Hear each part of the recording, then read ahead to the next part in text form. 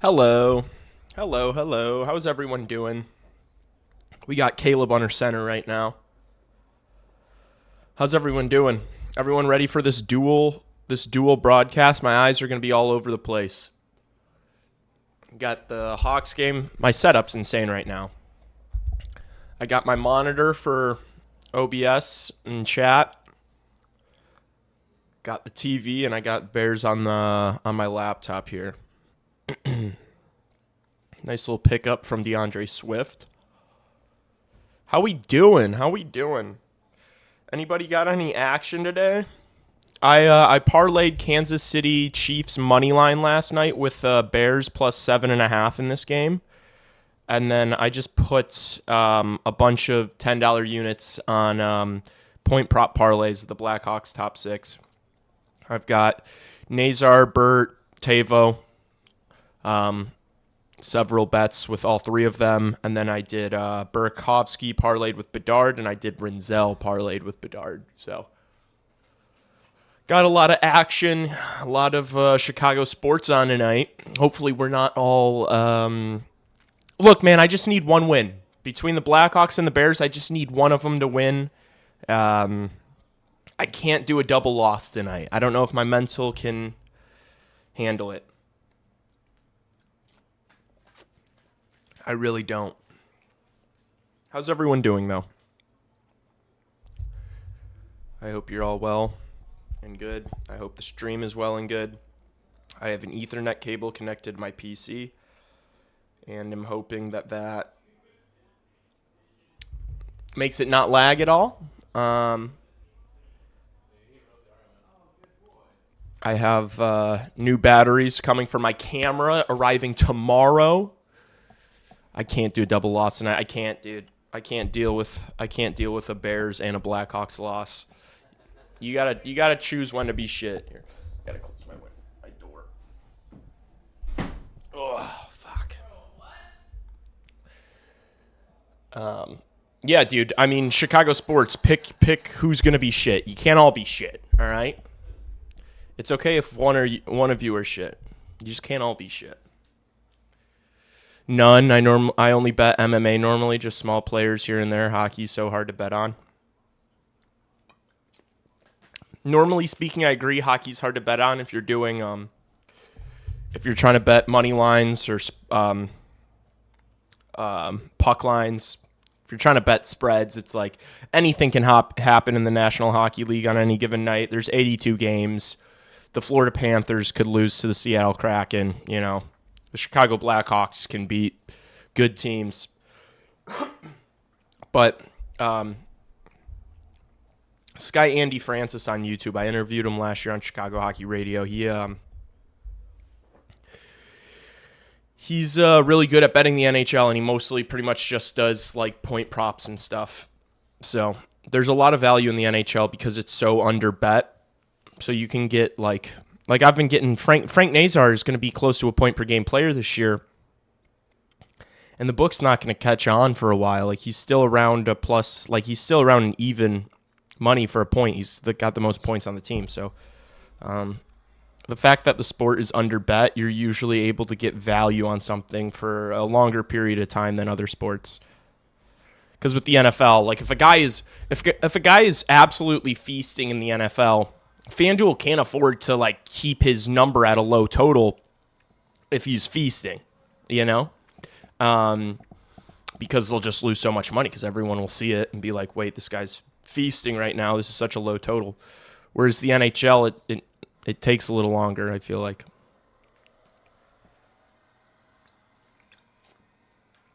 I love betting on MMA too, though. I realize I'm more of a Blackhawks fan than a Bears fan. I love the Bears, but I'm choosing to watch a random Blackhawks game over a Bears Monday night game. Yeah, I feel like I had that realization a couple years ago. Like I love the Bears a lot, but I don't know. I always just get more fired up for Blackhawks games. This is a big one though tonight for the Bears. That was the probably the most heartbreaking loss of the year last season for the Bears was against Washington. That Hail Mary with Tyreek Stevenson Fortnite emoting in the corner of the end zone as the play started. If Nazar ends up with 59 points, would you be disappointed? No. I wouldn't be disappointed because that's still like really good career trajectory. 59 points still suggests that there's still more in the tank, and that that's probably going to be the lower end of Frank Nazar's production throughout his career. So 59 I'd be happy with, but I'm expecting 70. I really am.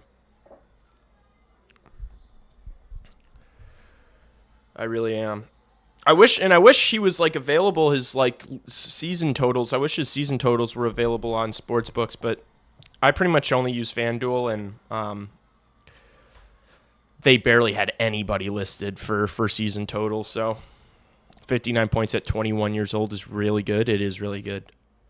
Kirill Marchenko for MVP. You know I love Kirill Marchenko. Not for MVP. Elia, it's Kirill Kaprizov. But I know Kirill Marchenko's on our Columbus Blue Jackets.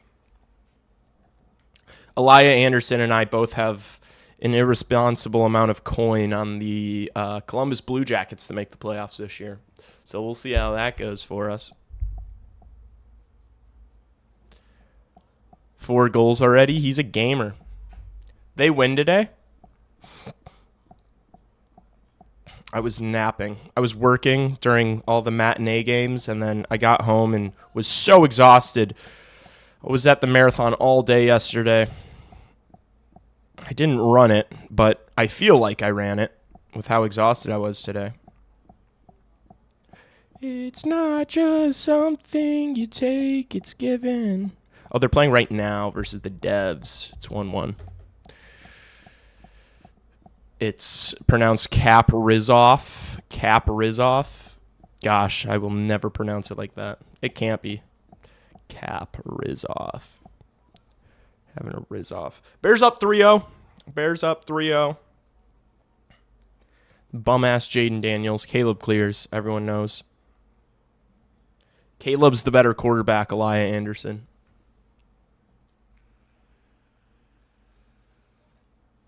They're interviewing Danny Wirtz on CHSN right now. I saw Danny Wirtz at my local Mariano's a few weeks ago. Didn't say anything to him, but I did see him, and I was with my friend, and I said to my friend, that guy, see that guy over there? That guy's a billionaire. He was like, damn. I should have said something.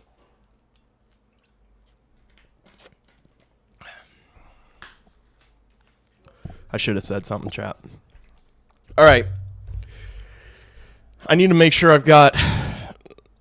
I'm comfortable with my wagers, and Commanders first down.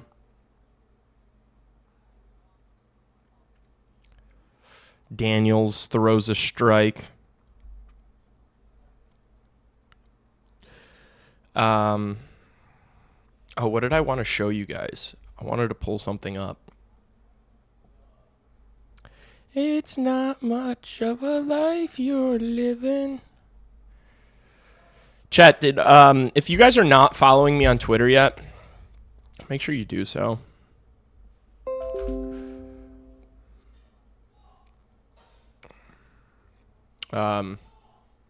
Dude, holy shit, my roommate is screaming, man. What the fuck is wrong with him? Dude, what the fuck?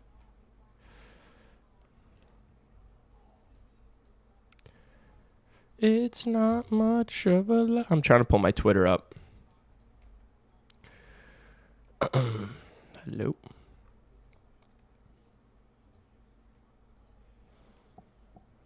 Round and around and around and around we go.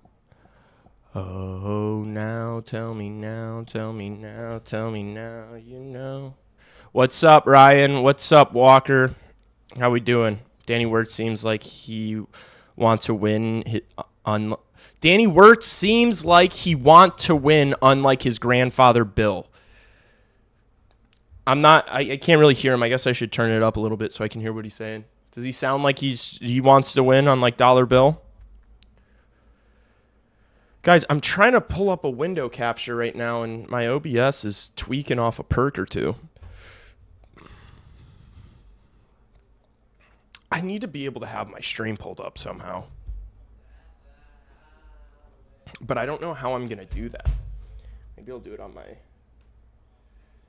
this thingy.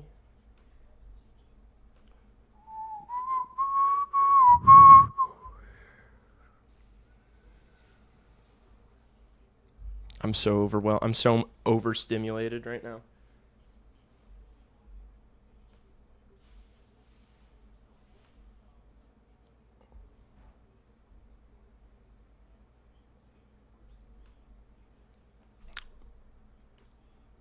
Guys, I want to pull up my...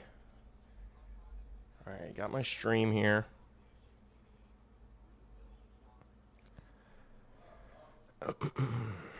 Looks like Blash is going 11D 7 forward tonight again. Is he really? What's the... Why? Is Dickinson and Lafferty scratched then? Who's getting the health bomb?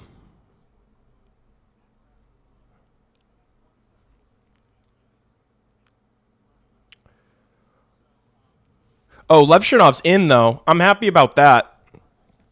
I don't know if you guys saw my tweet today. I'm trying to pull up my Twitter right now. Give me a second. Fuck, man. Why is this not working? Oh, now, tell me now, tell me now, tell me now, you know.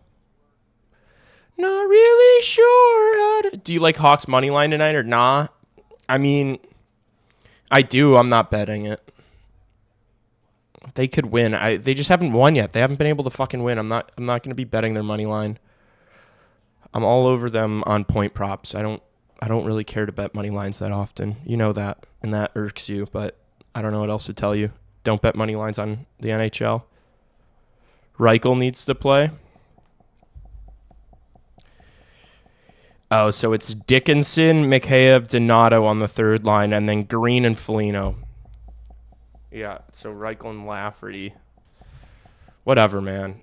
I don't know. It's weird. What's my favorite point prop? Frank Nazar. Point. It's going to be my favorite bet pretty much every single Blackhawks game, to be honest with you, because of its value. Bedard's always going to have worse value on it, and Frank is going to score probably just as much. Okay, man. There's no way for me to... OBS is so ass. So I'm trying to window capture. So like record my screen on Google on Twitter. And it's just not coming up. Oh, no, tell me now, tell me now, tell me now, you know.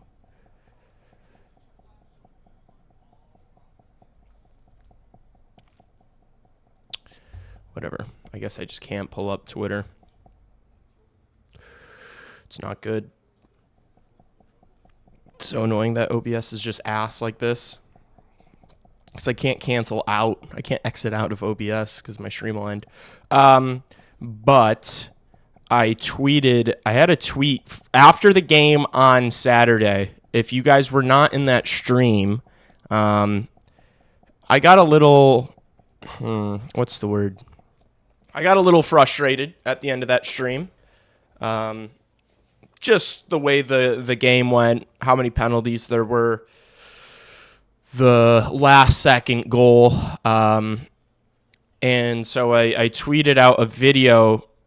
I responded to a Habs on Reddit account on Twitter of their game-winning goal, and I said, Caden Gooley jumping in the air like a child pretending to win the Stanley Cup in his driveway after scoring a late winner in a game where his team had 10 power play opportunities. Shameless. I've seen enough. The Habs are cooked, man. Okay? So just a little bit of rage bait. Just a little bit of rage bait for the friendly neighborhood Habs fans of Twitter. And they found it. They didn't find it yesterday. They didn't find it on Saturday night. They didn't even find it yesterday. They found it like late last night. it started spreading on Habs Twitter, and it got like almost, what are we at? How many replies does this thing have? Over 50 replies. People just getting so pissed. I wish I could show some of these replies. But again, my OBS is being fucking stupid.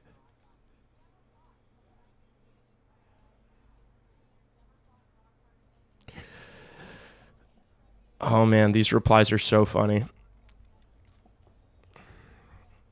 People were getting pissed, and then mostly people were just saying, acknowledging that I was just rage baiting. They're like, people used to try. I'm like, I tip my cap. But then on Twitter today, I also said, after Ben Pope reported that Artem Levshinov was probably going to be scratched again today, I said that it was stupid. I said either send Levshinov to Rockford or let him take his licks every night in the NHL. Regardless of what you think the best development path for him is, I think we can all agree having him watch games from the press box is the worst thing for him and his confidence. Hashtag Blackhawks.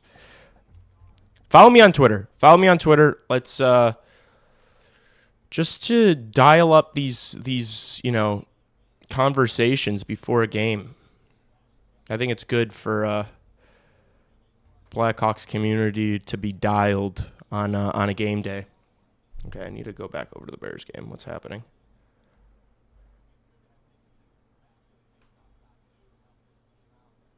Oh, Bears have the rock. What happened? Did Washington score? Let's go. Oh, no, they didn't. What happened? How did the Bears get the ball back? All right. I missed a lot of chat, so let me go up here. Favorite point prop. Lee, I took your advice on Nazar plus Tavo, and then Bedsy and Burke for over 0.5 separate bets. Yes, sir. I'm on the same thing, Ryan. I also have Bedsy and Renzel, and I also have Tavo and Burt, and Nazar and Burt, but same shit. Hopefully the Hawks win this game. I agree. Makes no sense if you have two forwards healthy and capable. Crazy. Yeah, I don't understand the... I think... Well, Blashill did talk about it in a post-game interview. They like having the one less forward, because it means they constantly cycle their line combos, and so it gets better matchups for Connor Bedard. Basically, is why they like doing it. Which, I mean, I don't hate it. Like if you're gonna completely, mold your style around the personnel you have, I have no problem with that. But I do think that Lucas Reichel should be playing in these games. Especially if he's gonna get dealt. Like, what's the point of him being in the press box? I don't think it helps anyone. Doug Gilmour, Bobby Orr, or Peter Bondra. What are Theo Fleury, Bob Lang? Unless they play Lev as the 12th forward. Yeah, Lev's going to play right wing on Ryan Green's line. Hawks are due, hottish take. Burakovsky going to have a big game. I think Burakovsky's been starting to really come into his own here on this Blackhawks team. I think he's got a role carved out for himself just because of how ass the team was when he came in, and I think he's going to have a really strong year playing with Connor Bedard. I mean, we've seen Philip Kurashev have a good year with Connor Bedard. We've seen Ryan Donato have a good year with Connor Bedard. Bounce back years for both those guys, too. I think the same's going to happen with Andrei Burakovsky. I think when you play on a line with 98, you're going to produce.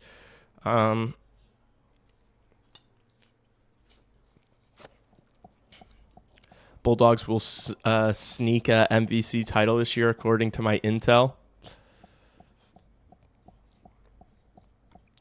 Nazar's minus 115 for a point now. That's fine. I mean, there's value there. Parlay it with one of the other guys on his line or take it as a single. Minus 115. Elia, you have made me take spreads that are like minus 145, so I don't want to hear it's minus 115. I love the Bears, but I am almost in fair weather territory. I watch every Bears game. I'm not in fair. I feel like I follow the team. You got to do another tweets video. I know I should, Will. I'll do another tweets video this week. The Bears seem like they're entitled to everybody's attention. Yeah, I mean, well, that's just because it's like the NFL. You know, it's just football in America. You know, that's kind of the vibe. They get to walk around with their heads high. And actually, the NFL is the biggest league in North America. They just walk around high and mighty because it's the biggest sport in the country. Stiff arm from DJ Moore. 3rd and 20. Get some of that yards back. Kind of makes sense, but you could still dress 12 guys and have Bedard double shift here and there. Yeah, I mean, I agree. I Cold Stone. I'm not making the case that I think that the 11 forward 7D is like. I don't think the 7D thing's good because then you're not even playing guys with their. I think it's even more important for defensemen to be playing with the same guys over and over again than it is for forwards. Like we were complaining so much about Bedard playing with different players throughout the entire season. I think it's more important for defensemen to like have that chemistry with their D partner. I think with this young group, I don't think 7D is helping any of these guys. You know, if you just are going out there with a different D partner for different situations, like you're playing the penalty kill with this guy and then you're playing, 5-on-5 with this guy. It's like, I don't think that's good for any of the forwards or the defensemen. So we got to light up Vanacek. Yeah, he's pretty buns.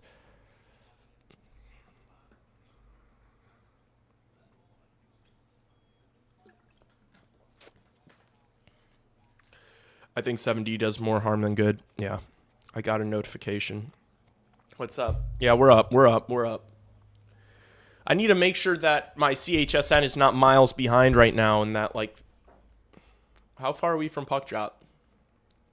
See, like, I'm going, like, why is this happening? Am I live or not? This app is so shit. Is the game starting right now? Because it wasn't at all on...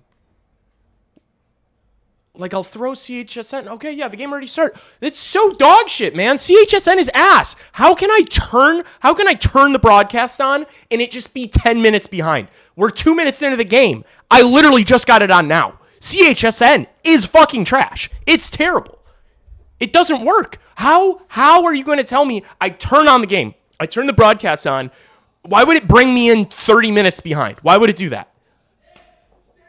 We're 2 minutes into the first. Yeah, I know. I'm on it now. It's so shit, man. All right, well, missed a couple minutes of hockey. Fuck.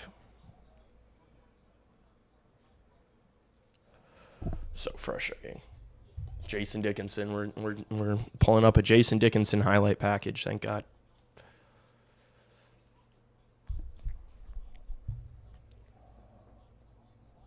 Oh.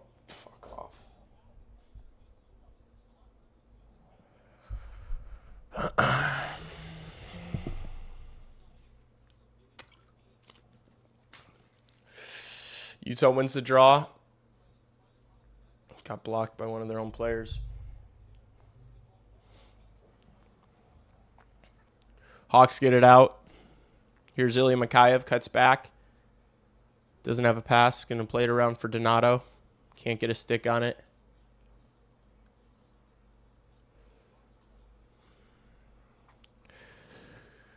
Utah moves it up. Gosh, these Utah, like the numbers of these guys is going to fuck me up. I should pull up their DFO.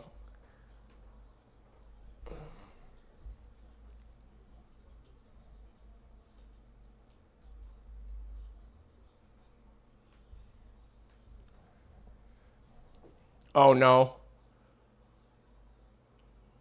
It's Spencer Knighton again. Yeah. Hey. Need to borrow Trevor's box. I don't have a TV at my apartment. Just used ARM80. I was taking out some fantastic single vineyard Spanish wine today. Perfect for your restaurant. Sounds delicious. We got a couple of couple of new wines on the glass pour list that I was trying a little bit at work this morning. Allegedly, maybe. Enjoying myself. Busy shift today for me. I had the patio, the bar, and one of the tables in the restaurant, so I was just running around like crazy. All right. Utah moves it into the Blackhawks zone. Grizzlies going to play it behind the Blackhawks net. Crevier moves it up. Doesn't get out, though.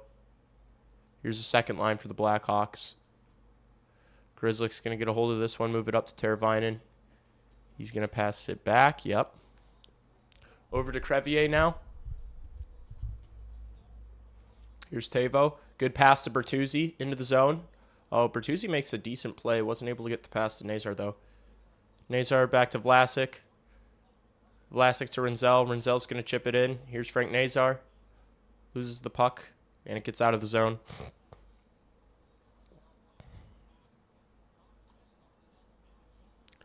Bears might have just gotten a fumble recovery.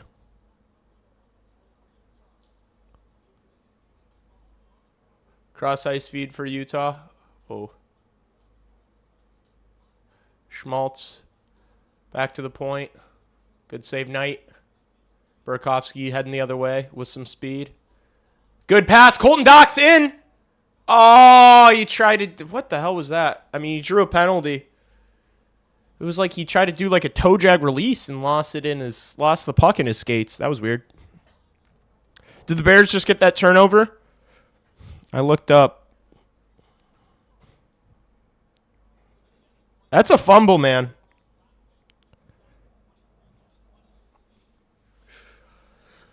That's a fumble. Peeper and fumble. W. Let's go. Peeper and a turnover. Let's fucking go. Look, man, I'm not going to lie. I was very concerned about this whole Blackhawks Bears thing at the same time and just feeling miserable, like getting double woe. But you know what I'm saying. Just feeling bad about two different games at once. I like the way this has started, I won't lie. Also, can we have a conversation about the scheduling in the NHL? It's so bad. It's so bad. First of all, you have no games on Friday. First week of the season, you have no games on a Friday night. And then it's like, okay, let's try to compete with the NFL and college football for this weekend. It's like, you idiots. And then you're scheduling the Blackhawks at the exact same time the Bears are playing in a primetime Monday night football game. Be better. Be better. I understand that scheduling stuff might be difficult sometimes. They were talking about it on Morning Cup of Hockey either yesterday or today. And Kobe Cohen was saying, whoever is like one of the main schedule people or someone who like makes the schedules in the NHL should like talk to the media. Like we just don't know anything. Like we just know we don't like the scheduling in the NHL, but we never hear like rationale. Like it might be a hard job, you know? Like sure, there's probably so many conflicts of interest that they have to deal with, but like we don't know, and we don't know how the decisions get made. A big gain for DeAndre Swift, and he's all sorts of fired up. Meanwhile, this power play has been flying by. They get into the zone. Nope, and it's out of the zone. Connor Bedard carried and dropped it off to Frank Nazar, and he just had no room and made a bad pass. And Teravainen gets blown up at the blue line. Now Bedard's going to try one more time. Let's see if it works. He's going to stick handle pass 2. He gets it done. Over to Teravainen. I mean, you just the passing has to be crispier. The passing has to be better. Like, just a hospital pass there from Teravainen. That thing was in slow motion going back to Rinzel, and by the time he gets the puck, there's already a guy on him. They got to snap the puck around a little quicker. The passing's so bad. Give me a win, Bears, and maybe I'll pay attention to you. That man needs to be arrested and put under the jail. Who are we talking about? Man, this power play is so frustrating. Yeah, it is. It really is. The second unit set up, though. Nice pass from Colton Dock. Burakovsky. Oh. Damn. 3 seconds left on the Blackhawks power play. Nice pass. Donato with a great look. Good pressure here still. Utah. Just when I say that, Utah's going to get it out.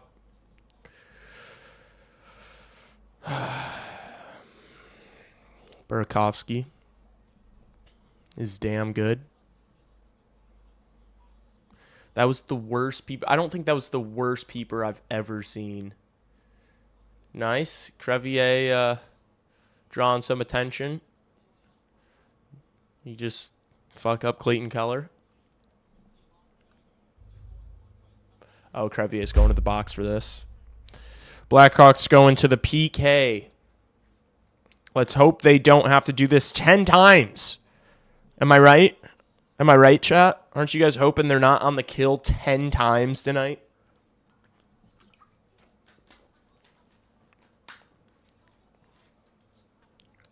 Now people are trying to pick on Krevy. He's a big boy. Burakovsky is not good. Okay. Okay, dude. That's a little much. What are Lee's picks tonight? Well, I'm on Bears plus 7.5, which was an alt spread. And then I am on the point prop parlays with the second line. Nazar, Tavo, Burt. And then I'm on Bedard parlayed with Renzel and Bedard parlayed with Burakovsky. So hoping that our top six is able to get some points. Dude, the Bears are flying right now, man. Did they score when I wasn't talking about them or looking? Oh, no. It's commercial. They are on, like, the 8-yard line. First and goal. Burakovsky is the best player on... That's an interesting way to spell it.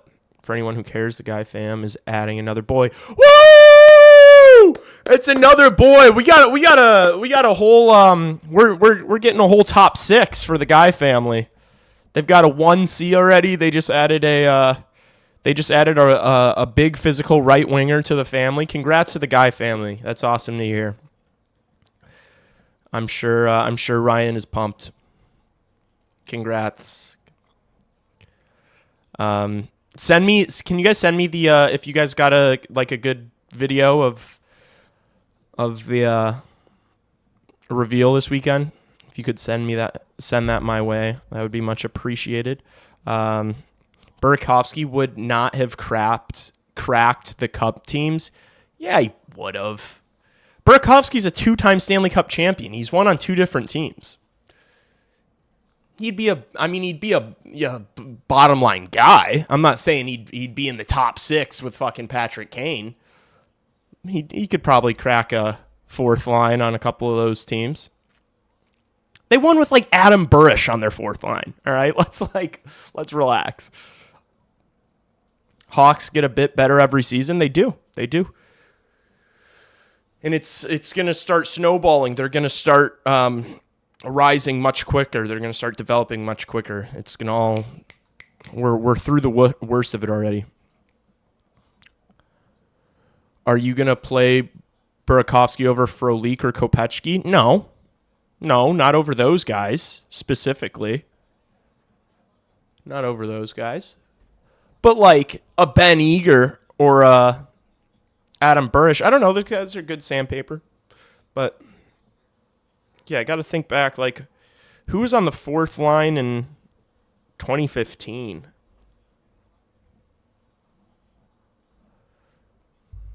Maybe he wouldn't. No, I'm kidding. He would crack. Dude, he's a 2-time Cup champ. He was a good depth piece for the Avs and the Capitals when they won. He was like the Kopechki on like the Avs team.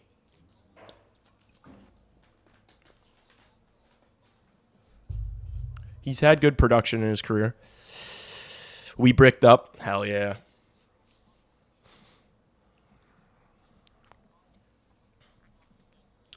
Signed to hop on FanDuel.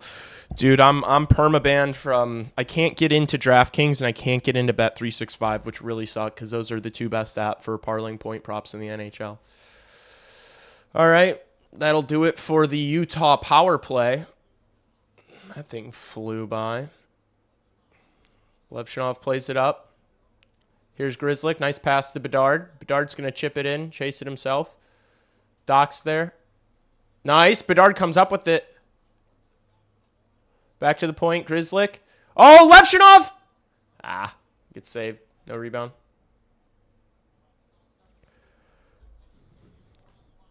That was a good look for Artie there. I want Artie to score so bad. Get his confidence back up. They scratched him because he took the penalty and then looked up and like stopped playing, which I guess, you know, run your team however you think you should, but it's a little much. It's a little much, IMO. We get it. You want to send a message. We get it, little bro.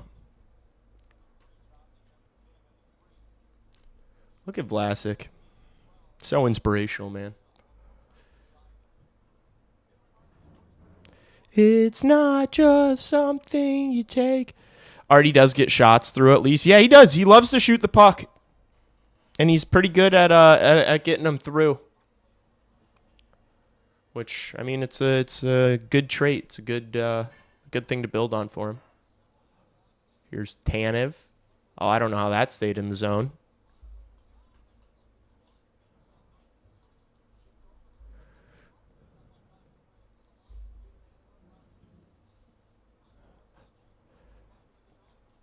They're fun to watch again. Hell yeah, they are. This laptop's so shit, man. Gosh. Man, I'm dropping shit all over. Puck goes out of play. 9:30 left in the first.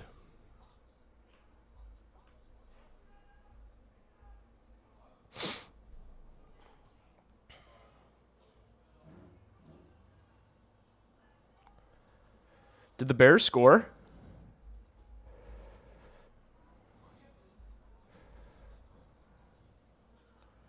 Did the Bears score, chat? I love Fickle Boy. Yeah, me too. With Burakovsky, I see a guy that skates around and doesn't accomplish much. Did you watch last game, bro? Have you watched the past couple games, Big Dog? Did you see that pass to Bedard he had against Boston? I mean, he's a bit of a cardio merchant. Look, I'm not saying he's a superstar. I guess I'm just wondering where the hate's coming from, or not hate. I know how you roll. I'm not saying you're hating. I'm just saying like it's early, man. We're just a few games into this. You missed that one? Oh, okay. Understandable. He played a really good game. He's got a lot of speed, and it's nice. It's nice in transition. Bedard likes passing the puck to him in transition just because he can kind of use his legs and get up the ice.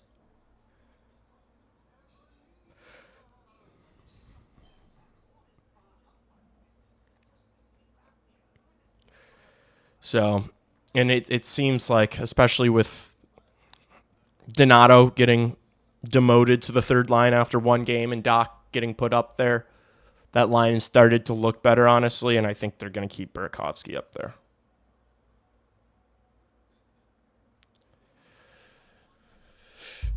Bears are up 13-0. They did score.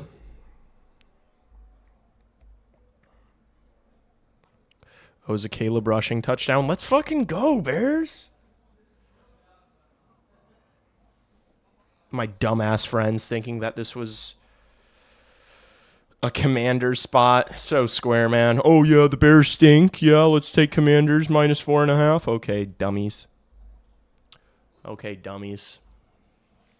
Bear down. Yes, sir. Yes, sir, Connor James. He just created the only opportunities we had on that last power play. Yeah, he did. Burakovsky, obviously not the ideal first-line winger, but at least it's not Mikheyev. Exactly. That is the correct opinion to have. Look, this is not... We're not saying that we think that the Blackhawks are going to get to the top of the NHL with Andre Burakovsky playing on the line with Connor Bedard, but He's not terrible. He's not Ilya Mikheyev, so it's a little better. Call me a meatball, but I think Mikheyev actually impacts the game way more ways than Burakovsky. Watch Burakovsky. Give Burakovsky a couple games. I think you're jumping to conclusions a little bit. I think he's definitely has more offensive upside than Ilya Mikheyev does. Ilya Mikheyev is literally just a workhorse. He's just an Energizer Bunny. He does not like... Ilya Mikheyev is never going to make a play. He's not going to create something. He's going to skate at the other team's net really fast, which you need, but like if you put the puck on Ilya Mikheyev's stick in the ozone and ask him to make a pass, he's going to freeze up. Who in net tonight? Spencer Knight. Knights in net tonight.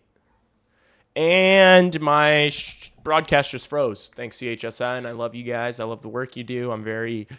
and now I'm probably 2 minutes behind you guys because I just had to reload this. I'm at 9:04, 9:03, 9:02, 9:01.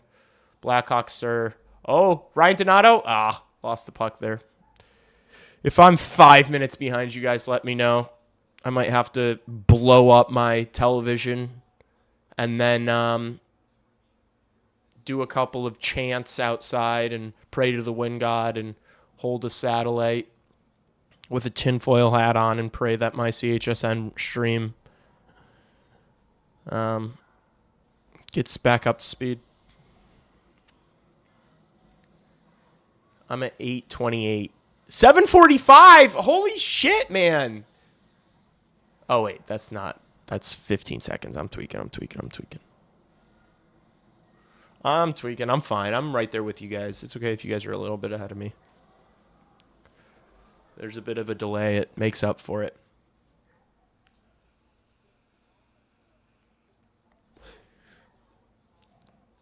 Here's Jordan Schmaltz's brother. Dumps it in.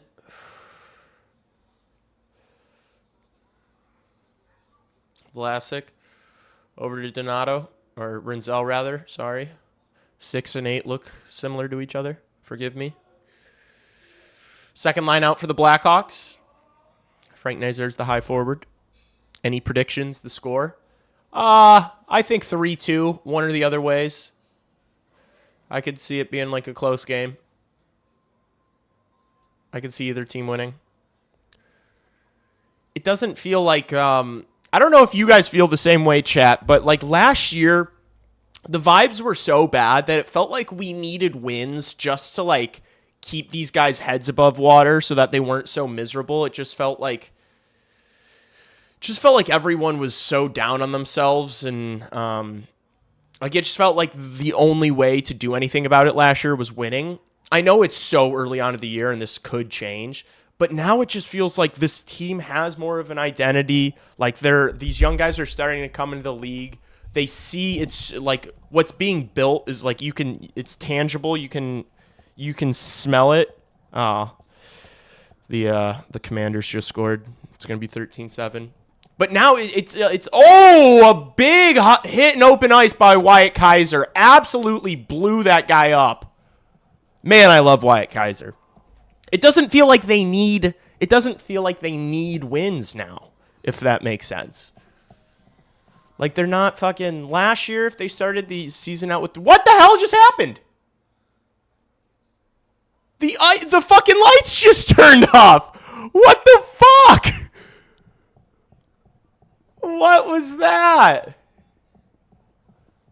Hit the lights off, then you turn them back on. Wyatt is a dog. He really is. He's a fucking beast, man. He's going to be a stud for so long. What a hit. Love Kaiser. Only guy that stands up. What the fuck, the lights? Wyatt, the field general. Dude, this chat is a fucking pro Wyatt Kaiser chat. This chat is full of Wyatt Kaiser truthers. As it should be. This chat knows ball. I want to see Bedard OT winner or Frank the Tank. I wouldn't complain about either of those happening. They forgot to change the battery for the lights. It's like me with the stream. Panger tripped on the power cord. Holy jumping! The lights are off. Back in my day, we keep playing like this. Back in my day, we had a coach that would turn off the lights intentionally at practice. Panger, what are you talking about? Back in my day, we used to play with the lights off and try to catch the pucks. It's like, Panger, you're 80. What are you talking about? Kaiser was giving Demidov the business Saturday night. Yeah, he was. He really was. I love watching him defend one-on-one. He's such a good isolation defender. Like, I feel like he always comes up with the puck. I was so pissed when they were jerking around, getting him signed for pennies. Like, what the fuck? I mean, it all worked out. He got signed. He got extended before camp. It's a cheap deal. I was upset about it too. I made a whole video about it, getting frustrated. A1 Panger impression, thank you. Athletic today said Kaiser is best D-man so far. Keep the Panger going. Holy jumping! I'd say that's going to affect the goalie's glove hand. Thanks, Panger. Thanks a lot, buddy.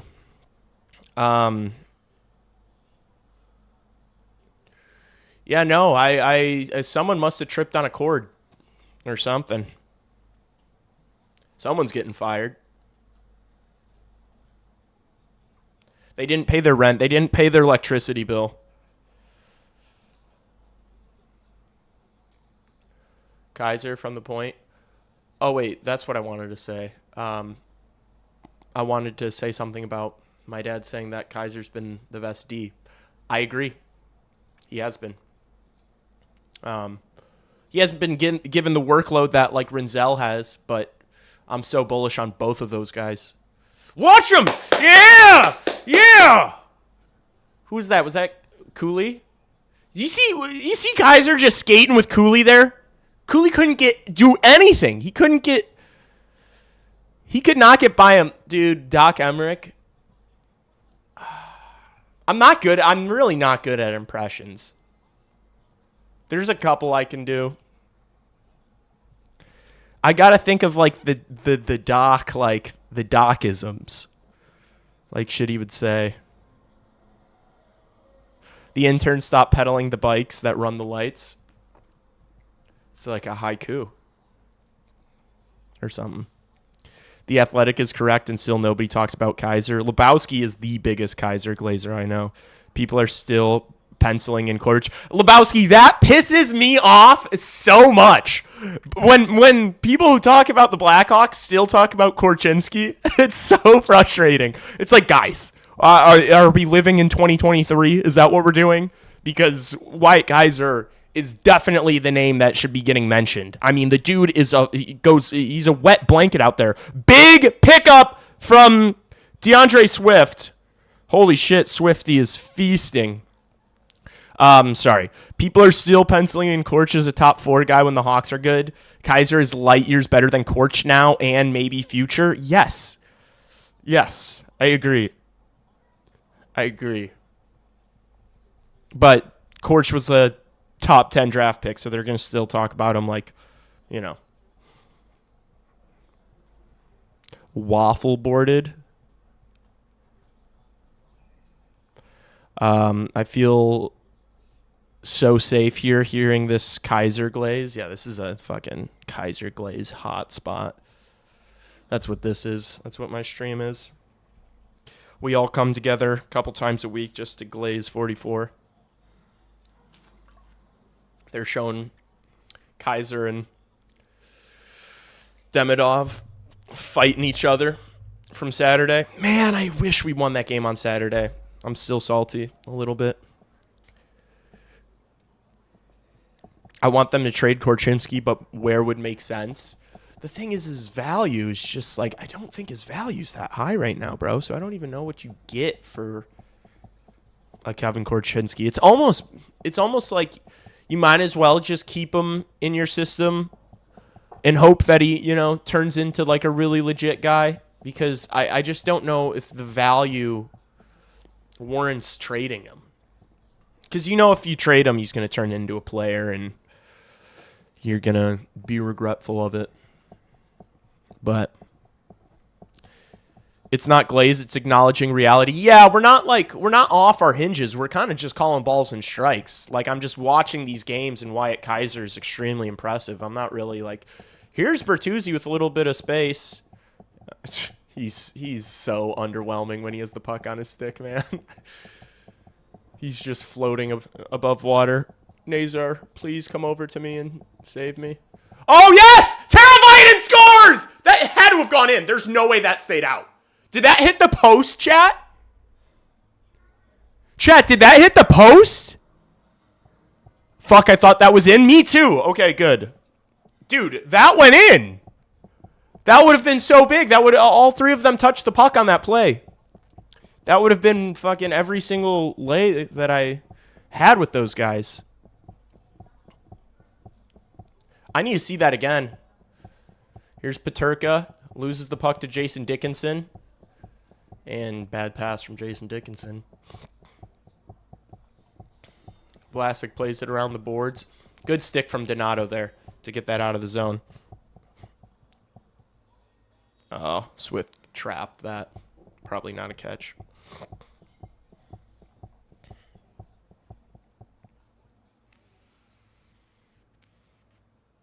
Here's Donato. Gonna try to get that to Mikheyev. Good work from this line against this top Utah line. Kaiser! Oh, good save, Vanacek. Big rebound though. The Mammoth get it out. The Utah Mammoth. Stupid name. Post, all iron. I still need to see it. Here's Bedard. Oh, that puck squeaked right to Colton Dock. Couldn't get his stick on it, though. Here's Dock. Oh, was looking for Burakovsky there. Burakovsky was not ready for that. Here comes, and it's offsides. Nice.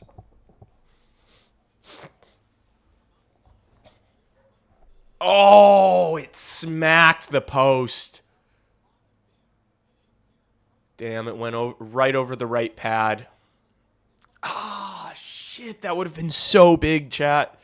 Fucking Teuvo Teravainen's allergic to scoring goals.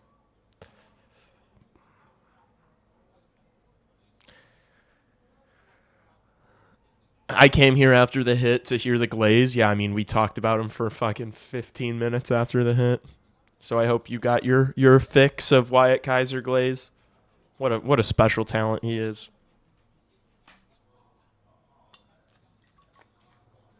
Blackhawks game day. I get to watch Wyatt Kaiser play hockey. Life is beautiful.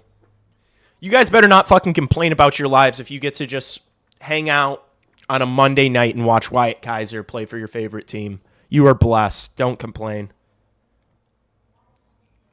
Oh, you don't like your job? Guess what? You get to watch Wyatt Kaiser play hockey tonight. It's not that bad. The club of hockey. How's Knight playing? Well, he's kept them off the score sheet. Haven't had to lean on him really too hard just yet. But we will. They'll get their looks. Can promise you that much. They'll get their looks. This Utah team is really good. They've got a lot of exciting forwards. I did pick them to make the playoffs in a wild card spot. I don't think their goaltending's that great. I'm not a big believer in their defensive core either. And I think Sean Dursey picked up an injury this week, so he's out. Don't tell me what to do. Okay. Sorry. People acknowledging Duncan Keith was ascending in 2006 would have been called Glazers too. True. Wyatt Kaiser is Duncan Keith confirmed. There's a lot of Duncan Keith in Sam Renzel's game, but I think I see shades of Keith and Kaiser.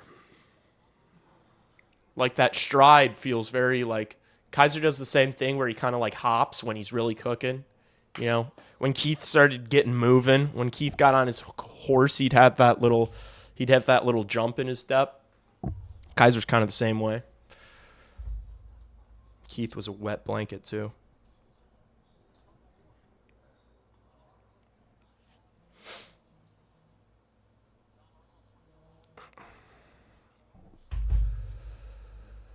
Come on, Green. Come on, Green. I think this Blackhawks coaching staff has fallen in love with Ryan Green's game. Anyone else agree?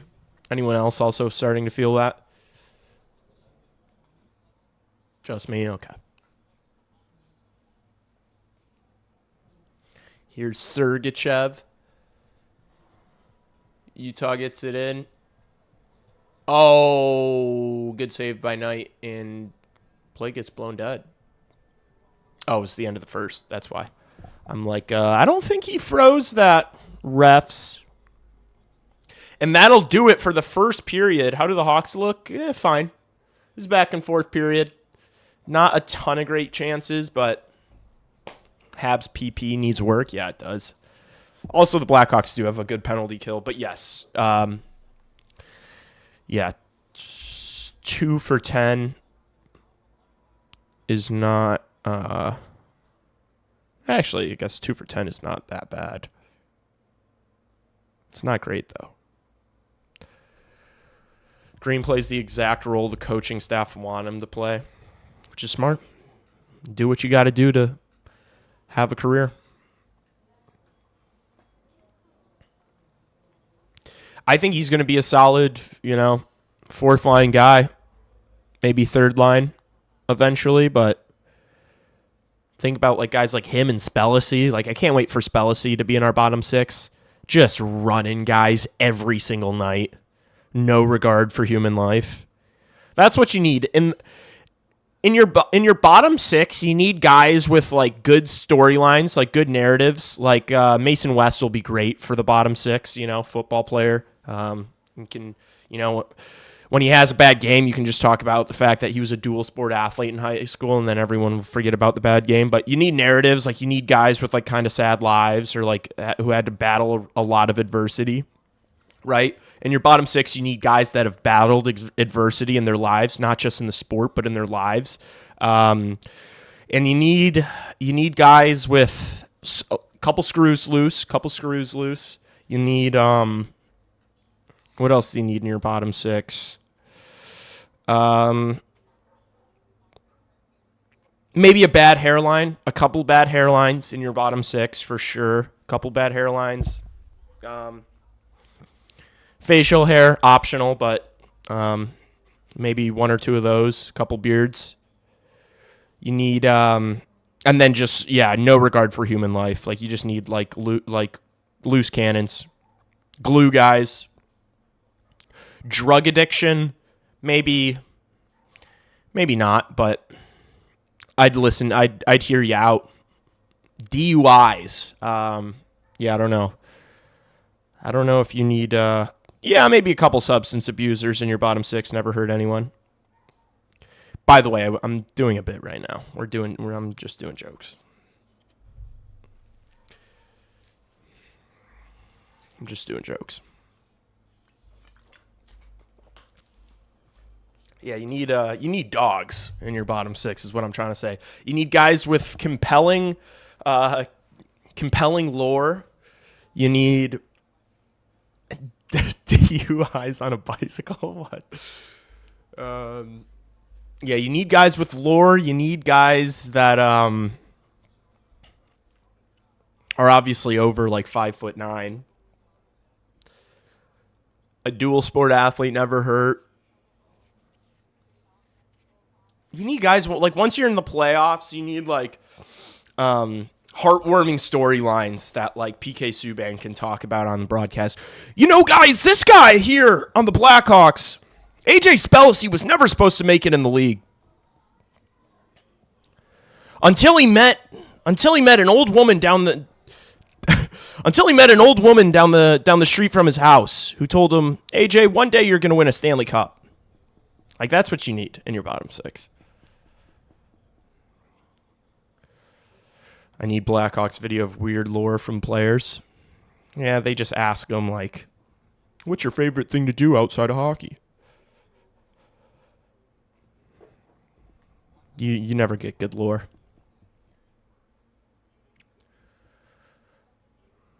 But Marcus Kruger was the most boring good person ever, and he was also a menace on the fourth line. Well, you didn't let me finish. You also need one just good guy. You need a good guy. You need a good man in your bottom 6 as well, is to go along with the other things that I mentioned.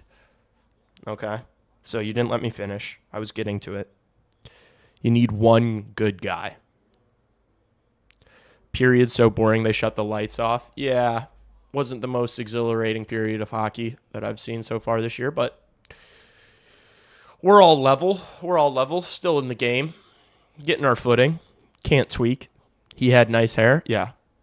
Hey, I didn't say that every single player has to have a chopped hairline, okay? I said you need 1 or 2 chopped hairlines in your bottom 6, and I stand on that. Okay? Guy to take penalties for superstars. Yeah, I mean, you need guys that are willing to, do whatever it takes. You need guys that can play. You need guys that can play roles. You need to be able to play a role. All right? Look, you might only play 6.5 minutes tonight. But what kind of impact are you going to have on the game with those 6.5 minutes? You got to be hard to play against. You get Mason West, AJ Spellacy, and Ryan Green on your fourth line. That's a tough out for anyone, right? That's a tough out for anyone. That's a perfect fourth line, man. Give me Mason West and AJ Spellacy on the fourth line with Ryan Green. Ryan Green, kind of like your Cal Yarncrow, your David Kampf, you're kind of like Marcus Kruger, just like not a ton of offensive upside, but man, does he win faceoffs and is he good in his own end? And then just get a couple of physical brutes on his line to just run you all night long. They're not even going to try to pass the puck around. They're just dumping it in and getting to work. All right? You need guys that love to be in the trenches. There's no way that Artie was born in 2005.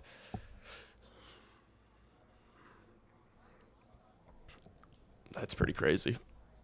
I mean, he is 19 years old. That is kind of how time works, I guess, but it is crazy to think. I'm on status for real. 2005, I was smoking weed already. I'm just kidding. I was 5 years old. I was not smoking weed yet. That was a joke. That was a bit. I think we have no idea what Mason West is going to be. He might be a skill guy. Who knows? Yeah, we don't know at all because he's not even playing the sport. He's just playing football. I see all these guys on Twitter will be like, Blackhawks prospects today. Vaclav Nashersil, 3 goals. Roman Kanserov, goal and an assist. Sasha Boisvert, 2 assists. Mason West, 3 touchdowns and 400 passing yards. It's like, I don't care. I don't care about how many passing yards Mason West has. Like, seriously. It pisses me off every time I see it. Mason West, 3 touchdowns, 1 interception, and a 123 QBR. It's like, I do not care about Mason West's QBR. I'm going to be honest with you guys. I could not give less of a shit about Mason West's QBR. It's like, at that point, you might as well tell me what fucking Vaclav Nashersil had for breakfast that morning. Did he do the oats? Did he have an omelet, or was it just the oats? 3 touchdowns, a bowl of oatmeal, and a fucking omelet. How many eggs in the omelet? How many eggs were in Vaclav Nashersil's omelet this morning, if we're going to talk football stats, all right? How's Sasha Boisvert? Can we ask the real questions? How is Sasha Boisvert's KDR on Call of Duty? What can we find out what Sasha Boyver's KDR is on COD? All right. How is my man on the sticks? All right. If we're doing touchdown talk, if we're going to overanalyze how Mason West was in the pocket last night, can we talk about these guys' kill-death ratio on their favorite video game? 6'6", 235 quarterback with a laser rocket arm. Okay, good. Go play in the MAC. I don't give a fuck. Go play in the MAC, bro. I'm sick of it. I really am sick of seeing Mason West playing football. It's like, guys, we like basically hired this guy to do a job, and it's like hiring someone to do a job, and they're just like not. They're just doing a different job. Like, it's like hiring. It'd be like me hiring someone to make a thumbnail for me, and they're like, look at this painting I did, and I'm like, yeah, dude, that's a great painting, but I hired you to make a fucking thumbnail, dude. What am I gonna do with this piece of canvas? I'm so sick of the Mason West fucking football thing, dude. I know it's irrational. I know it shouldn't make me as annoyed as it does. Dude.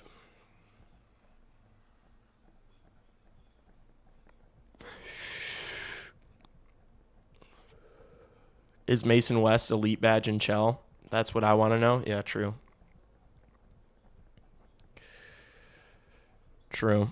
How's Mason West's GM mode? I think it translates. He's got 3 weeks left of his short high school season. Then it's hockey. It better be. What flavor vape do you have, Lee Grossman? Well, Elia, if you must know, it's Berry Bliss. That's so embarrassing. I can't believe I just said that out loud. I don't know what you're talking about. It's not a vape. I only smoke cigarettes like a man. Berry Bliss. Get a grip. Our ancestors used to die in wars.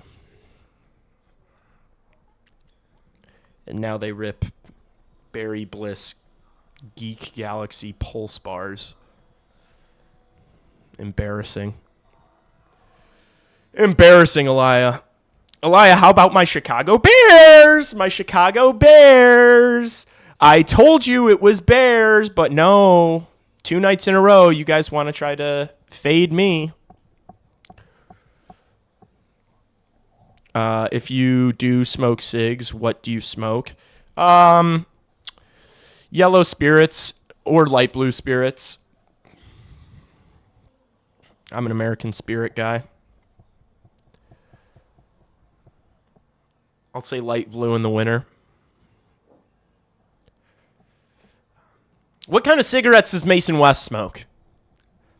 Chad, are we asking the right questions yet? What kind of cigarettes does Mason West smoke? Okay. It's a cool inhaler for his asthma. That's right. It's my inhaler.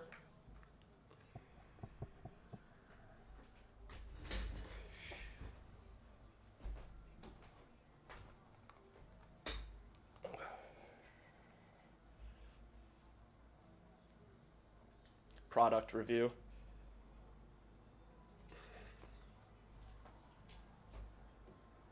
You guys want to see something nuts? How appetizing is that bad boy right there? Nothing makes me want to fucking rip a heater like a leg that's been amputated.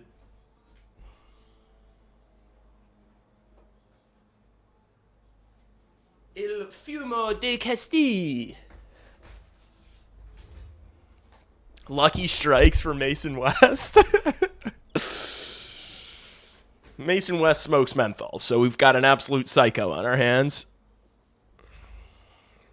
I smoke light green spirits because menthol is superior.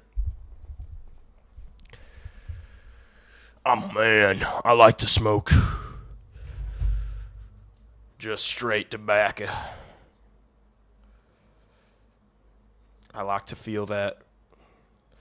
I like to feel my lungs get heavy.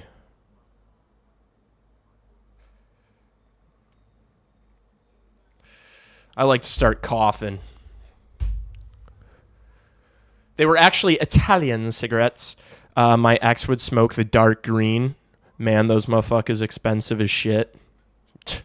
Your ex sounds like a fucking angel, dude. Your ex sounds like the woman of my dreams. I've never smoked a cigarette. Never appealed to me. I'm not going to lie, bro. You're missing out on a lot. I'm kidding. I'm just kidding, Chad. It is the best part of my day every single day, but I'm doing a joke right now. I always buy my cigs in Indiana when I visit family. No, I prefer paying $20 for them personally in Chicago. I'm not even going to tell you guys how much I spent on a Geek Bar last week. I'm not even going to tell you that. I'm not even going to let you know. Not even going to make a joke about it.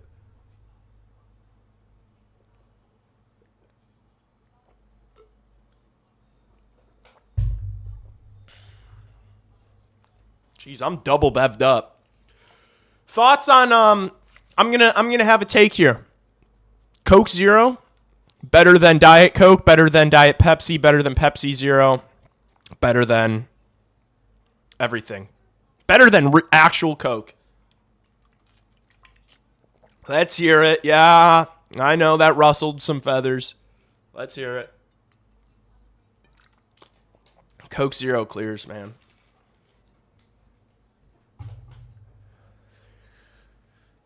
It really does. It's cracked out. Oh, gosh, man. I live on Coke Zero. Good take. It is good. Okay. I knew I had fucking ball knowers in this chat. I knew this chat was full of ball knowers.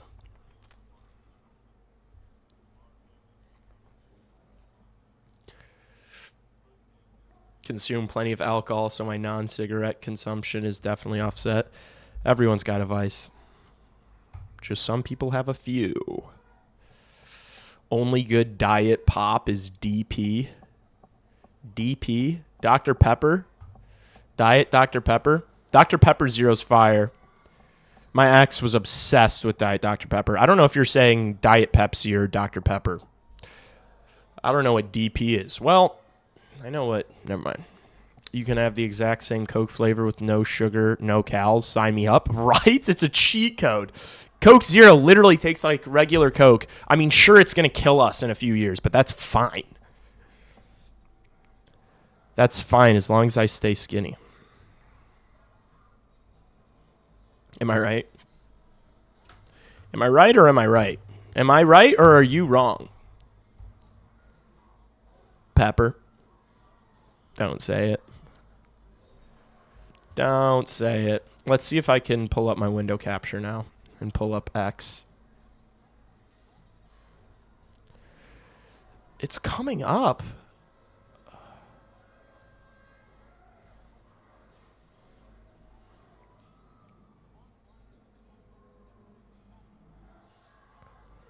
Huh.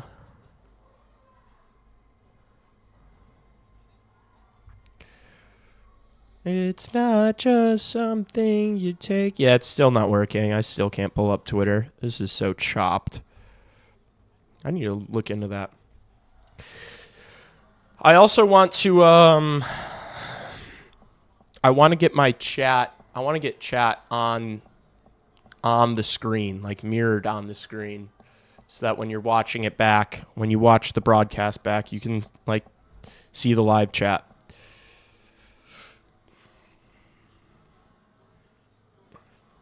Strawberry and cream Dr. Pepper Zero poops on anything else? Yeah, you need to be put in a cage for that take, brother.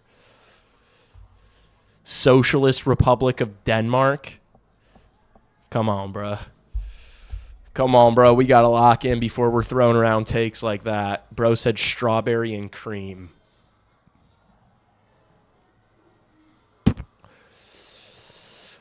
What are you, a child? I'm kidding. I'm just being bogus for no reason. I mean, I do think that sounds terrible, and I will never even try it, to be honest with you, but maybe it's good. No thanks on that one, yeah. That's all you, twin. Socialist Republic of Denmark. More for you, I guess. Do you like Coke Zero, Unk? I love Coke Zero. Come on, Unk. I just slugged a Coke Zero on the stream. I love Coke Zero. I don't know about that. I don't know about all that strawberry and cream. Berries and cream. All right. We're underway at the Madhouse on Madison. Nick Schmaltz throws one towards the net. Knight has to make a couple of saves. Puck gets out of the zone. Here's Hayton. Oh, yeah. Really nice back check there from Burakovsky. That's a good play from Andrei Burakovsky. What a great stick by Burakovsky. Yes, sir. Yes, sir. Good defensive play. It's way better than Diet Coke. I agree. I do agree. Some people are just obsessed with that aspartame flavor, though, of Diet Coke. Like, some people like that it tastes like fucking something you clean medical instruments with. Not that I know what the solution that you clean medical instruments tastes like, but you know what I'm saying. All right. I need to lock in. I don't even remember that first period. I got to lock in here. Do you guys remember anything from that first period? Anything of note? It was all a dream. That pass from Dickinson was out of the reach of Mikheyev. Here's Vlasic for the Hawks. He's going to pass it over to Rinzel. Back to Vlasic. Vlasic with some speed through the neutral zone. Gets rubbed off the puck. Oh, I think we got an offsides. Like toilet bowl cleaner. My favorite. Kaiser hit. Man, you guys are so far ahead of me. I'm going to exit out. I'm going to exit out and go back in. Okay, guys? And see if it catches me up. I'm sure it's going to just put me 10 minutes even further back than what I was, but we're going to give CHSN one more chance. One more chance here. All right.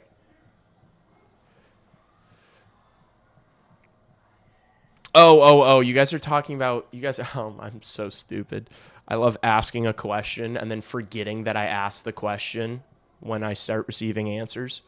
It was the Kaiser hit, the bad power play, the lights went out. Thank you, guys! See? Thank you. I didn't remember any of that shit. You guys are so helpful. Now I know what to say for the postgame. Thank you. Tavo hitting the post. That's right. Just cracked open a fresh Coke Zero. Oh, wow. You have a perfect life.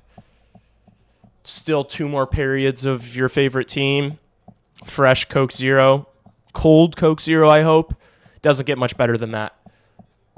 Chat, does it get much better than a cold Coke Zero in Wyatt Kaiser hockey? Does it get much better? I don't think so. Oh, Torrey Taylor with a banger punt. Put him on their 6. Let's go. Panger loves Kaiser. Panger knows ball. Remember, kids, it could be worse. We could be a fan of a Canadian team and never see a Stanley Cup in your lifetime. True. That is true.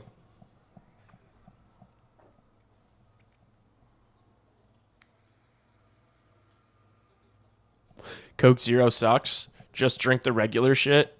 Run the damn ball, man. Oh, are we getting too cute with the Coke Zero? Is Coke Zero too cute? I think Coke Zero... Brother, Coke Zero does not make me chunky. I like that about it. I like that I can feel naughty, but not get fat. All right? You're tripping me out calling it pop, I won't lie. I know it's Midwest shit, but I don't call it pop. I have no pop here, and you're really making me want to get a case of Coke Zero. Dude, Coke Zero needs to fucking hand me a bag for this. Can you imagine I get sponsored by Coke Zero? That'd be the easiest ad reads of my life. I would say, Guys, hold the script. Let me just go for a couple minutes. Oh, wraparound attempt for Utah. Here's Bedard. And Levshinov just took the puck from him. All right. That was a bit of a miscue there from Blackhawks young players. Here comes Nate Schmidt. Patrick Kane Jr., Nate Schmidt. Oh, dangerous little play along the blue line from the Mammoth, but they keep it in the zone. Kaiser smelling blood in the water. Once he sees the other team's superstar, he just licks his chops. Oh, what a play from Bedard. What a defensive play from Bedard. How'd that not get out? Yeah. Yeah, Donato. Good defensive play from Donato. He falls down. Levshinov goes into the corner, also falls down. These defensemen are tired. They got to get this puck up and out. Donato's just going to dump it in here. Go for a change. How long until you're doing Blue Chew ads? Hopefully not too long. Hopefully soon. And BetterHelp. Yeah, I'll do Blue Chew, BetterHelp. What else? AG1. What are the athletic greens? Dude, my dream sponsorship. Utah is buzzing. Yeah, they're snapping this puck around. That one goes out of play for a much needed stoppage of play for the Chicago Blackhawks there. JJ Peterka's shot gets blocked up out high. Dude, my dream sponsorships. Geek Bar, right? Some sort of nicotine device. Coors Light.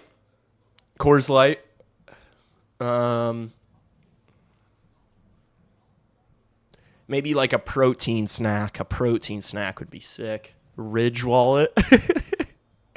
USAA. Shut up. Imagine I'm doing USAA ad reads. We're already protected. My uncle served.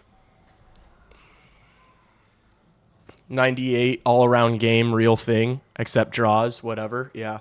The draws will come. I agree, though. It's been a good defensive game from him tonight. Utah is so good offensively. This second period, it's been all Utah. Ryan Green comes up with the puck for the Blackhawks. We need some, like, ozone time here, chat. We need it, like, I'm tired of watching defense. I won't lie. Hawks just dump it in, but not all the way. Oh, a miscue from Utah. Doesn't matter. They still have the puck. Oh, geez. Here comes Peterka. This line's cooking. Peterka, what a feed. They don't score, thank God.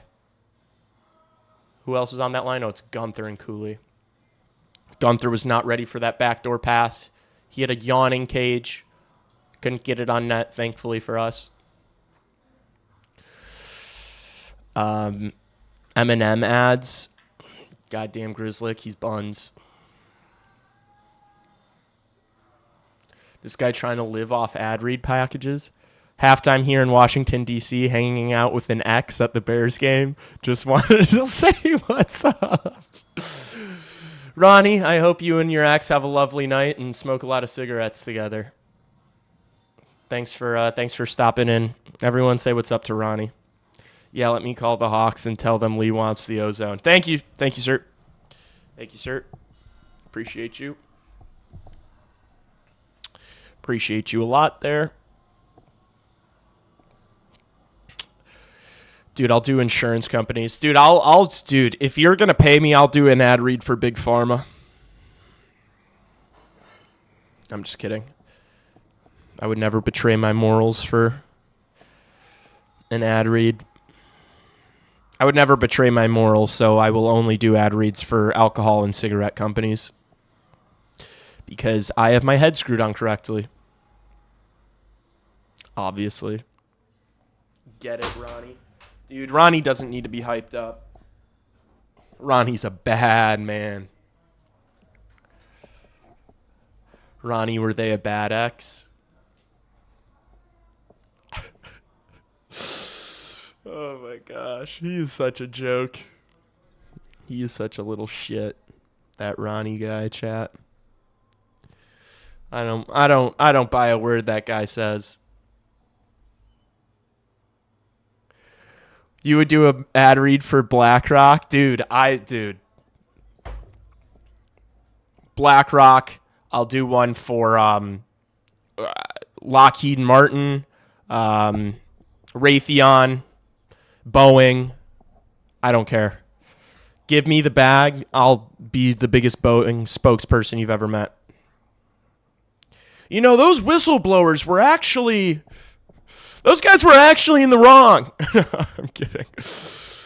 And sports betting. True. Drinking, smoking, sports betting. Because I have morals. Yeah, the sports betting epidemic is getting out of hand in this country, I'll be honest. I still don't think that the solution is putting 50-cent fucking taxes on every single bet is the Texas Instruments. Sure. I like the calculators. I'm just kidding. When's the gambling sponsorship coming?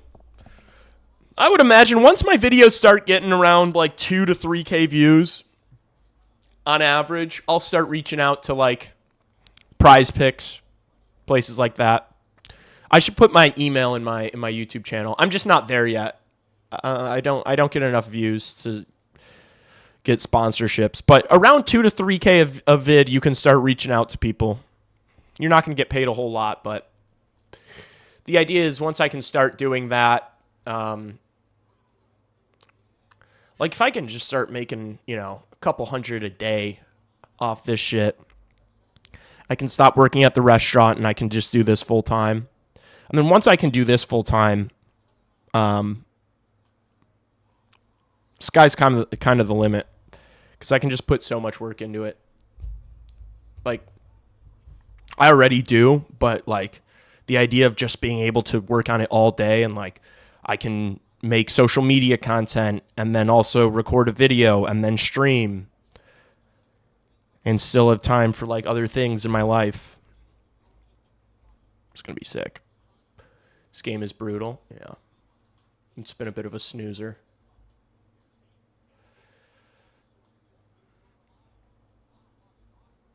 Oh no, Bertuzzi just got hit in the face. Good block from Foligno. Oh, they blow it dead. Why are they blowing these plays dead? Like, is it because of like head injuries? It's so stupid. Like, I'd be pissed if I was a Utah player. I think Bert just got one up high. I think he's fine. He's wanting a call.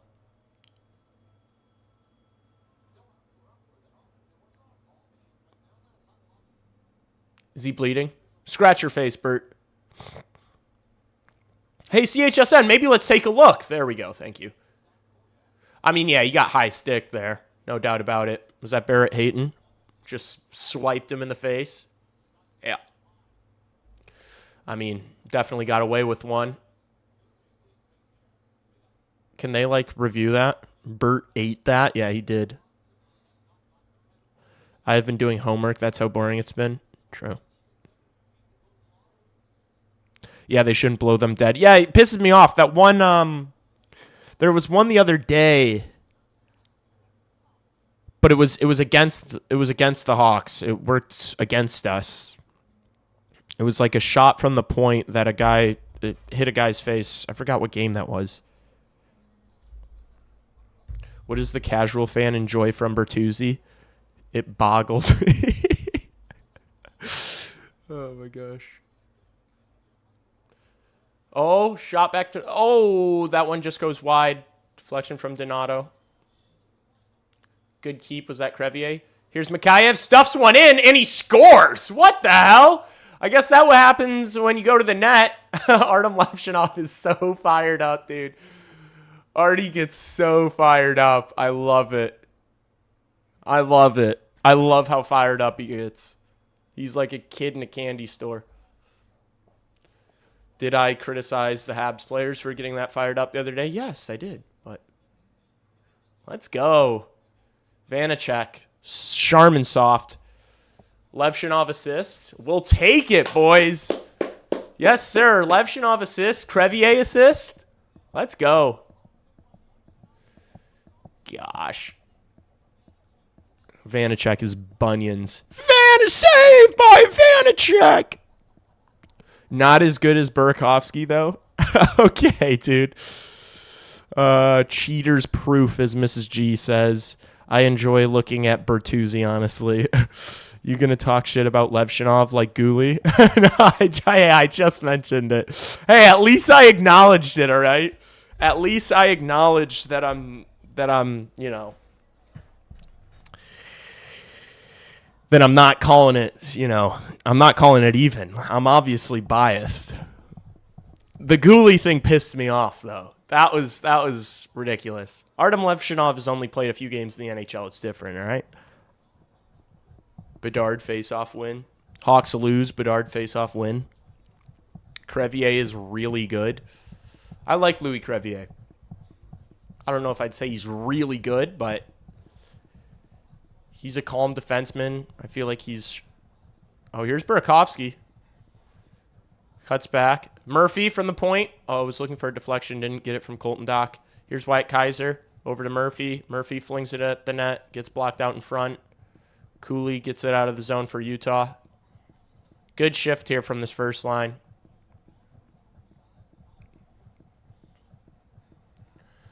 Here's Wyatt Kaiser. Passed it up to Nazar. Pass was a little too hot for him. Uh-oh. Here comes Utah. Good stick from Wyatt Kaiser. Oh, no. Second chance opportunity saved by Knight, I think. What are these guys doing? Teravainen's got his stick in a guy's skate. So that's unlucky. Blow that dead. Yeah, blow that dead.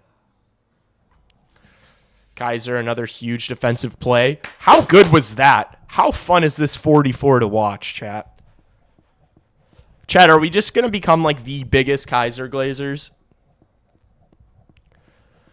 Should we adopt that as like, I think that's going to be a part of my like personality. Just being a diehard Wyatt Kaiser fan. Dude, Levshinov is so funny, dude. That guy cracks me up. Fucking Kaiser. I want to see that again. He's just so good defensively, man. It's beautiful. He just wins the puck so much. It's brilliant. You guys seen that video of that Manchester United fan talking about Aaron Wan-Bissaka? That Wan-Bissaka. He wins the ball so much. Brilliant. Let me see if the window capture is going to suddenly work. That'd be cool. Oh, it's not working. Fuck. I need to figure out how to do that live. Just call it like you see it. True. We're not even... Kaiser is making it hard for Davidson to not want to pay him. Well, we don't have to worry about that for a couple years, so. Our identity. Wyatt Kaiser love is our identity. Second half is underway in our nation's capital, between our Chicago Bears and the Washington Commanders. The Commanders, the football team. We're playing the football team and we're playing the hockey club on the same night. When has that ever happened in history? Can we check? Can someone check? Has two teams from the same city played the football club or the football team and the hockey club? The football club and the hockey team? Poor Blue Jackets.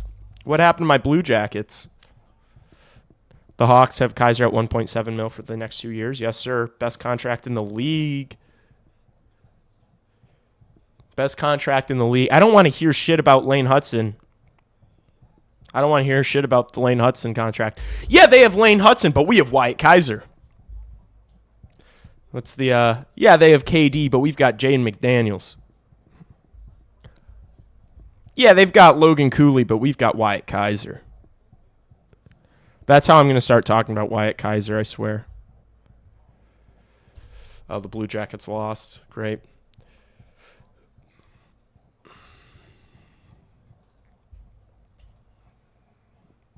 Great. Sergachev plays it up for Utah. Nice play from Mikheyev there along the boards. Renzel's just going to flip that out of the zone. Did that get deflected? Or is that a dog? Shit! Ah! That puck jumped up on Renzel as he was trying to get it out, and he just scooped it over the boards. That's a shame. You mean future Blackhawk legend Lane Hutson? Why? They just signed him to an 8-year deal. How is he going to be a future Blackhawk? Oh, man, Renzel just fucking chipped that thing straight out. Oh, that's a stinker. That sucks. Utah scores on this power play here. That's totally one you score on. Just a accidental, shitty penalty out of nowhere. This is one they score on. Reverse strings. Oh, Schmaltz from the slot. Good save from Knight. 12th save of the night from Spencer Knight. All 4 of the Hudsons are coming back to Chicago. Man, I don't want to have to fucking hear sound bites from Rob Hudson for the next decade and a half, honestly. His boys can stay in Canada. Rob Hudson. We're also big fans of Rob Hudson on this stream, aren't we, chat? You guys know I love me some Rob Hudson. I love me some helicopter parents, some crazy hockey dads. You know I love that, chat. No room for Lane Hudson here, true. I'm keeping him in Montreal. Don't worry. I won't. You don't win a cup, Lane Hudson? No, I agree. Lane Hudson's not the kind of guy you win a cup with. Oh! I'm kind of just shit talking. I think Lane Hudson's a great player. He just pisses me off a little bit. He looks like a little boy, a nerdy little boy that I just want to give a swirly to. I would never be a bully, but maybe if I went to school with Lane Hudson, I would have been. I'll be honest. Looks like a fucking bobblehead out there on the ice. Okay.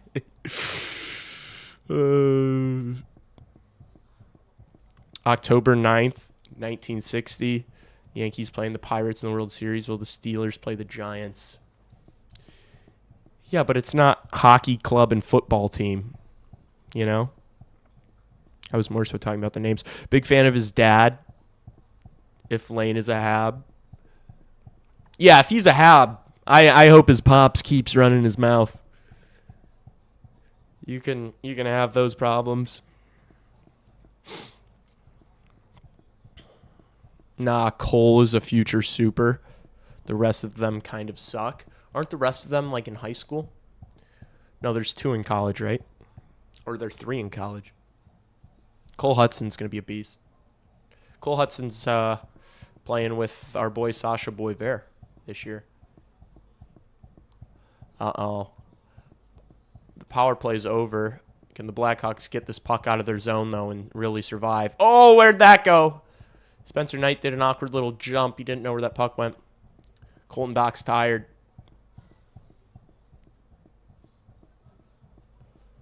Oli Mata. Nice. Good shot block from Colton Dock. Now get your tired ass off the ice. Good work from Colton there. Clap for that, chat. You clap for that. You clap when your tired guys out on the ice make a block to get the puck out of the zone. Oh, Gunther. I think that was probably going a little wide, but you can never be too sure. Nice. And a big drop from Washington. Wide open. Hit him right in the hands. Love to see that. And they have to kick a field goal. Matt Gay. Let's see how Matt Gay does on this 53-yard attempt. He drills it. That is, would my football Giants count in this name game? Would New York football Giants count? Oh, maybe. But that's probably what Will was saying. The football giants.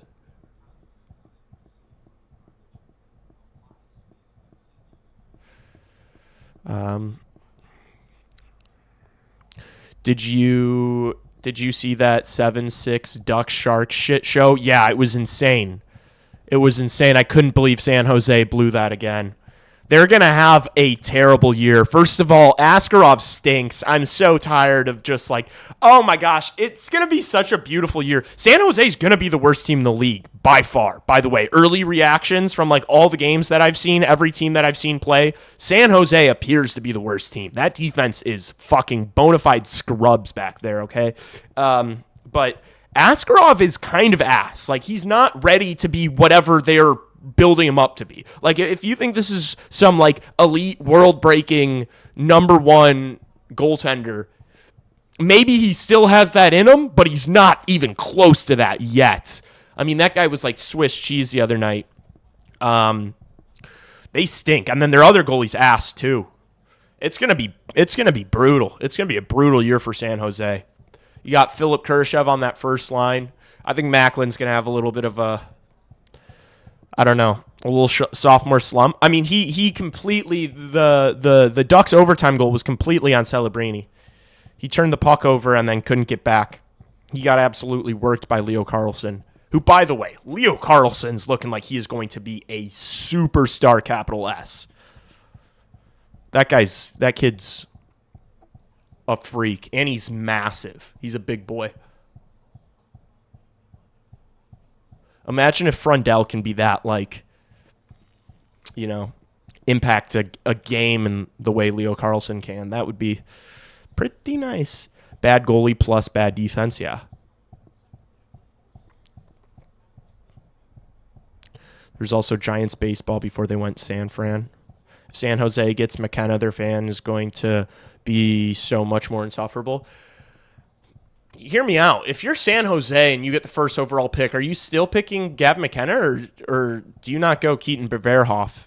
If we get screwed again and the San Jose Sharks have a better pick and they go Gab McKenna, I'm going to be pissed.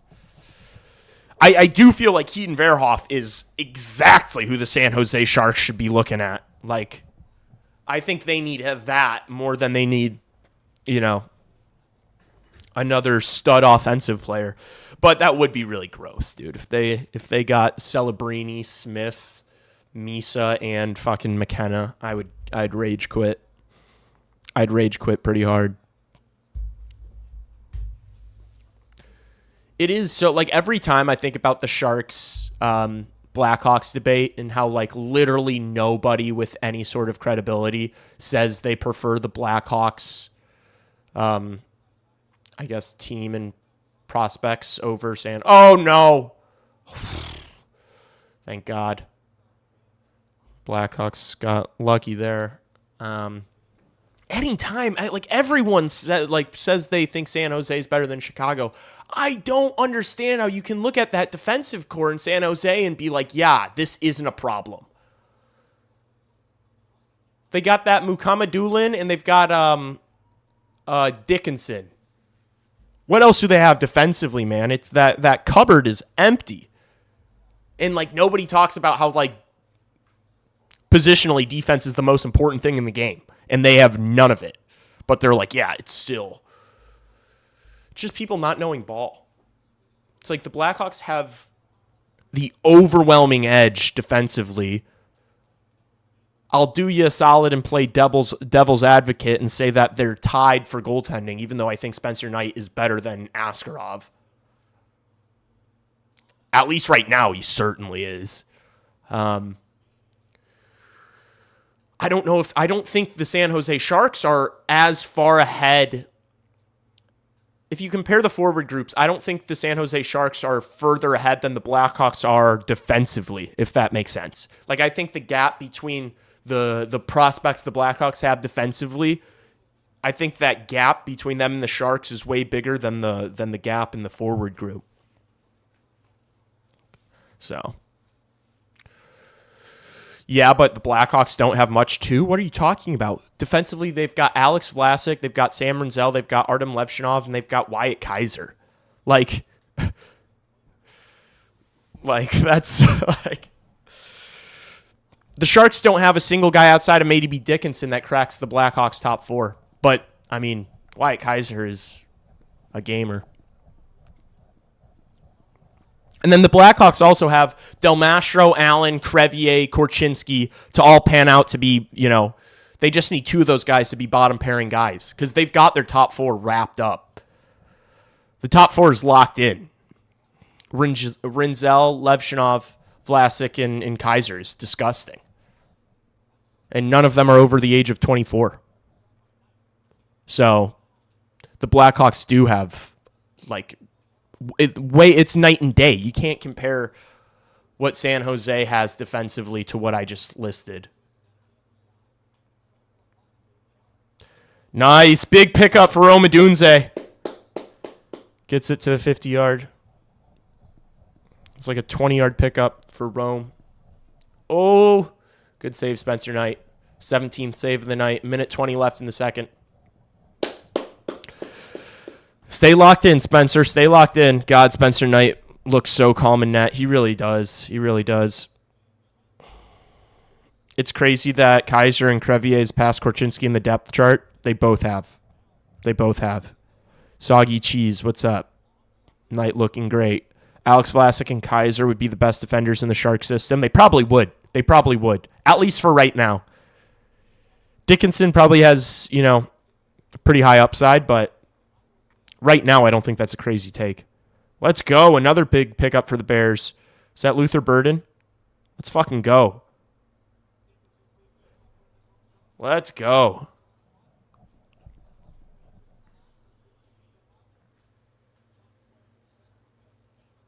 What a pass from 18. Oh, no. Knight makes another save. Unless that just went wide. This is going to be icing on the Hawks, right? Yeah. Blackhawks kind of just surviving here in the second period. It feels a little flat, does it not? Chad, am I tweaking? Or the Blackhawks just look a little flat? None of them will have 50 points. What do you mean none of them will have 50 points?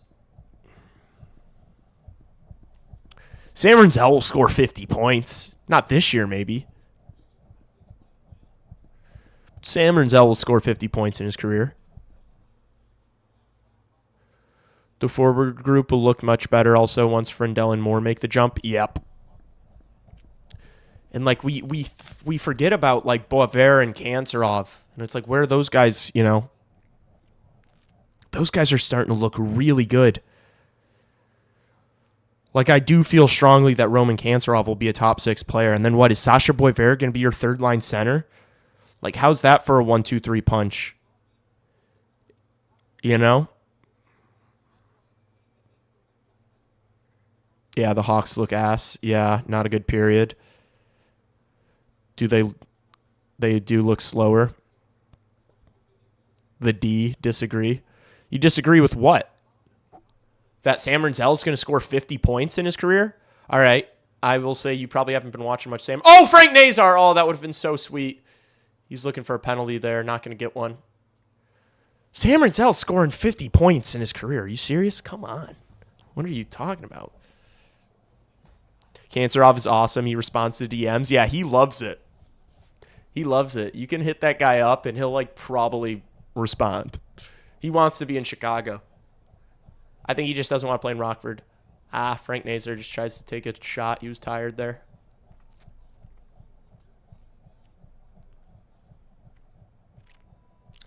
I'm not gonna lie. I need some more offense in the third period. I need some goals for all these point prop bets that I have. Sam Rinzel is a future USA Olympian. I think Sam Rinzel is shaping into a true number 1 defenseman, which there aren't. Not every team has a true number 1 defenseman. I think Sam Rinzel is going to be a true number 1 defenseman in the NHL. Play every single scenario for you. Great offensive guy, puck mover, but then also solid in his own zone. He's got the size, he's got the frame, he's got the speed. How does Sam Rinzel not become a true number? He's already playing 25 minutes a night.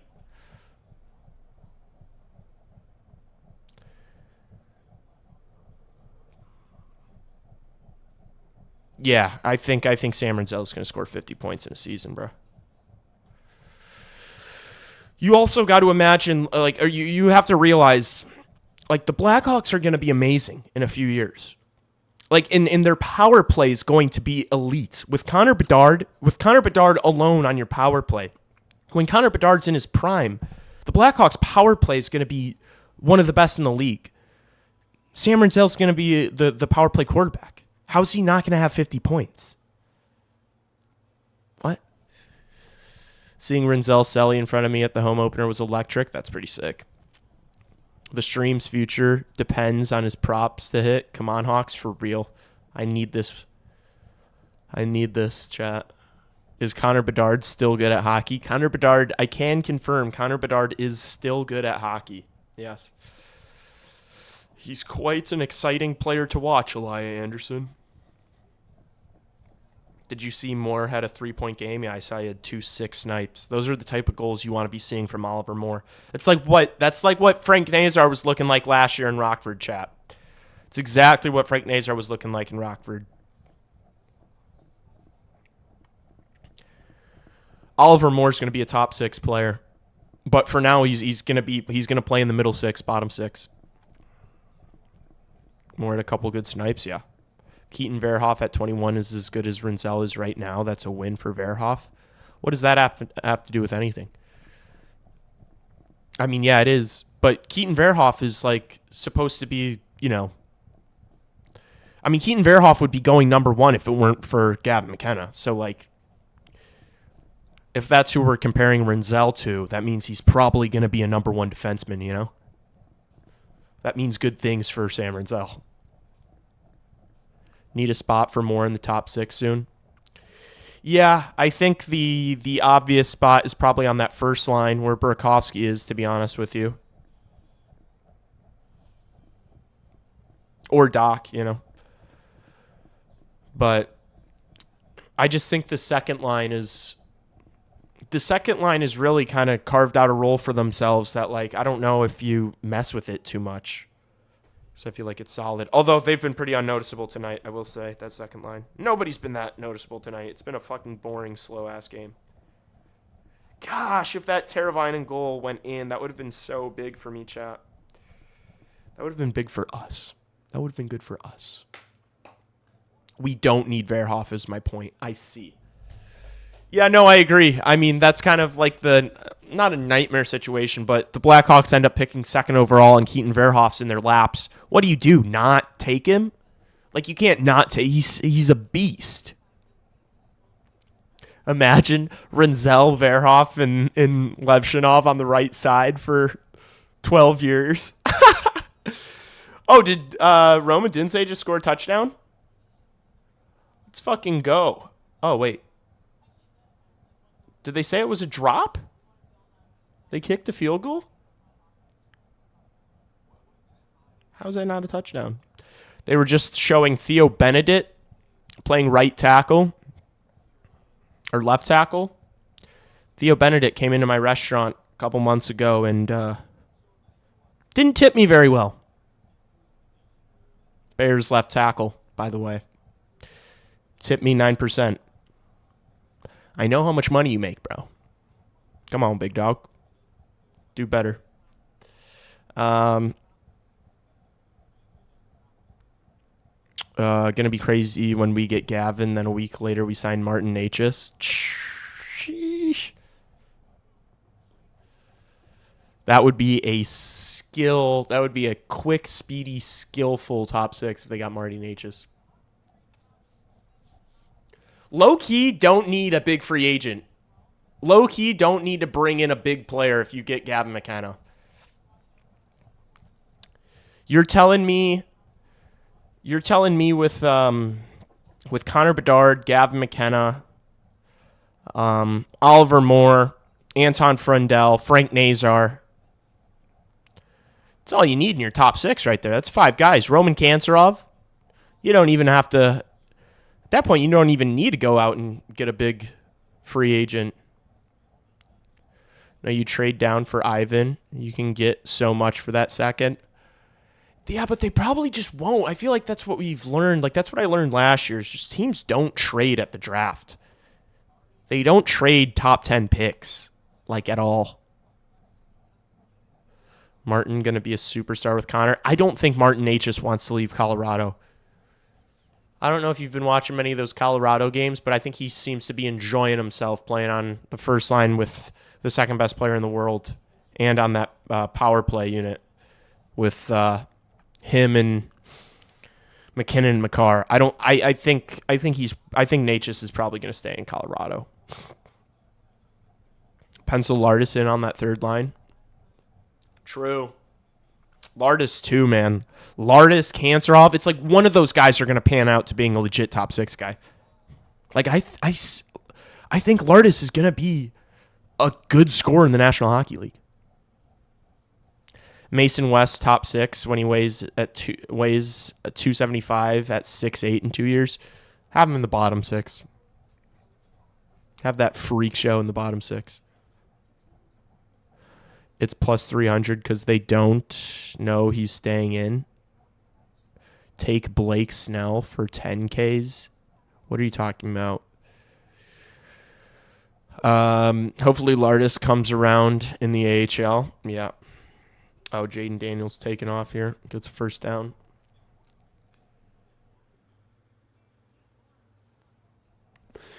Trevor, I'm not going to lie to you, brother. I've got 2 games on in a live stream. I'm not going to bet on baseball right now. I can tell you that much.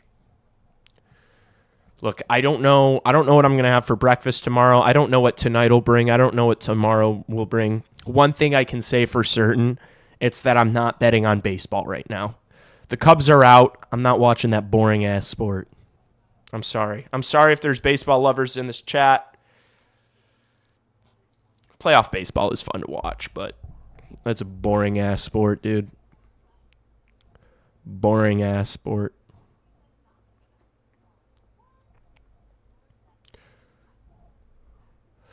L take on Mason West is going to be a first-liner, 40-goal scorer a year. What have you seen that makes you think that? Like, you do realize they drafted him because of his size. Like, they didn't... Like, it's not like the Mason West tape is so overwhelming that it's like, oh my gosh, this guy's going to be a superstar. That was a gamble. I haven't seen... Mason West has been playing football for the past fucking 3 months, all right? This guy's not even been playing the sport. I'm not going to be, like, bullish over me. It drives me insane when, like, these Blackhawks people pencil in guys like Nestrasil and West already. It's like, dude, there are so many guys that are getting here before those two. Mason West is a fourth-line player. I agree. I mean, he could turn into, like, if he develops an insane amount of skill in college, which is possible, like, he could be, but from everything I've seen, it's like, yeah, this is a bottom 6. This is a body. This is a big physical,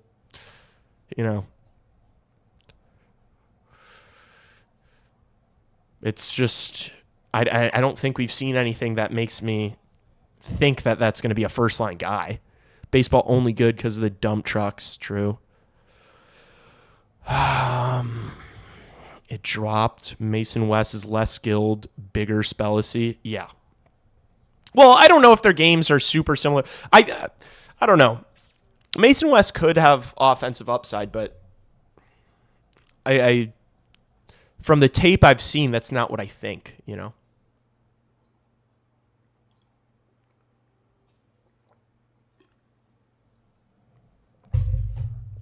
Bro is talking about baseball bats right now. I'm dead. Let me hold $1, Trevor.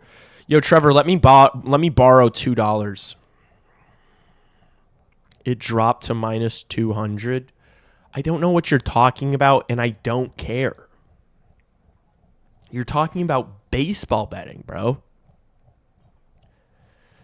Should I start talking about my table tennis bets that I have for tonight at 3 a.m.? Guys, I've got table tennis locks. Get them now while they're hot. It's like, okay, bro. Hey, man, hope you're well. What do you think of this for a top 6 line?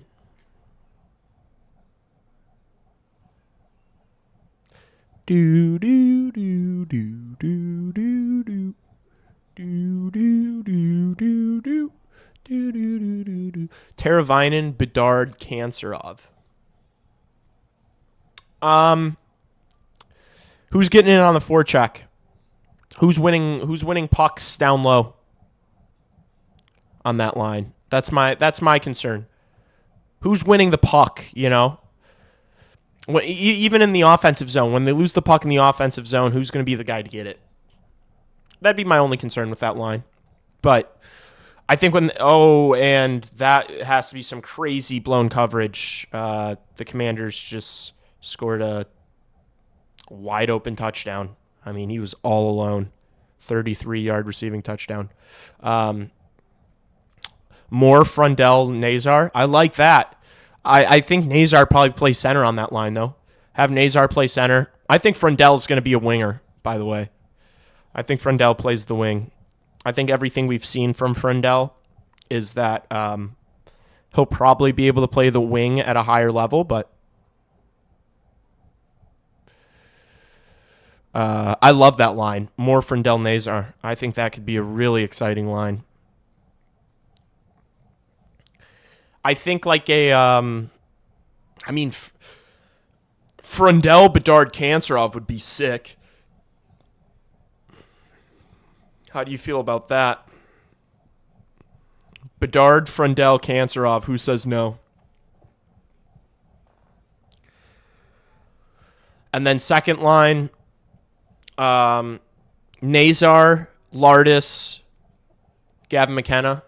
Third line, Sasha Boisvert, Oliver Moore, and Sammy Savoie. Fourth line,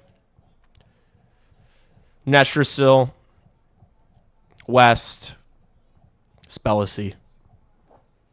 That's a Stanley Cup that I just fucking laid out for you. More Nazar, Frundell. Respect.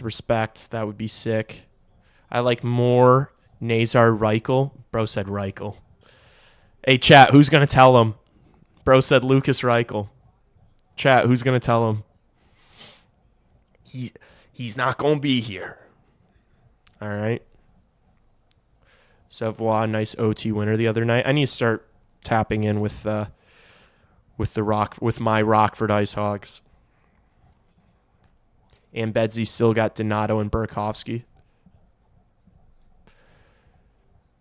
Yeah. No, Donato's probably not. Donato's on the third line with Moore and Boisvert.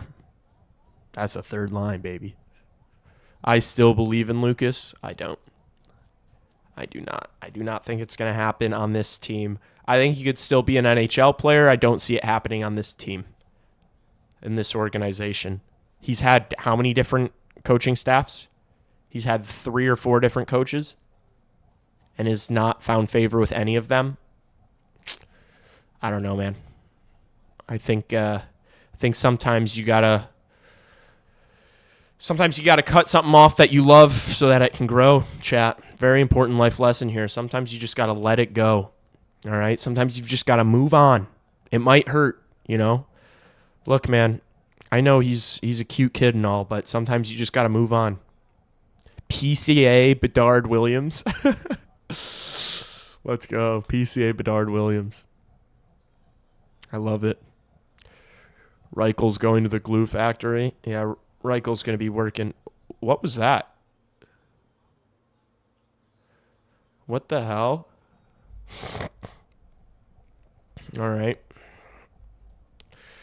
All right, camera died. Jeez, dude. These fucking batteries are not made well. Who's making these batteries? That it can be full charge and it only lasts... I guess I've been live for a couple hours. New batteries are coming tomorrow, chat. Camera dead. Yeah, I'll stay on. No, not goodbye. I'm staying on. I'm not getting off the stream. It's just you guys are not going to get to see my absolutely beautiful, lovely face. You're not going to get lost in my eyes. You're going to have to look at streams starting soon for a bit. And honestly, if OBS wasn't on fuck shit, I could just go on Twitter right now and we could just scroll Twitter together, but I, for some reason, cannot pull up a window capture, which is frustrating, I'll be honest. I'll try it again.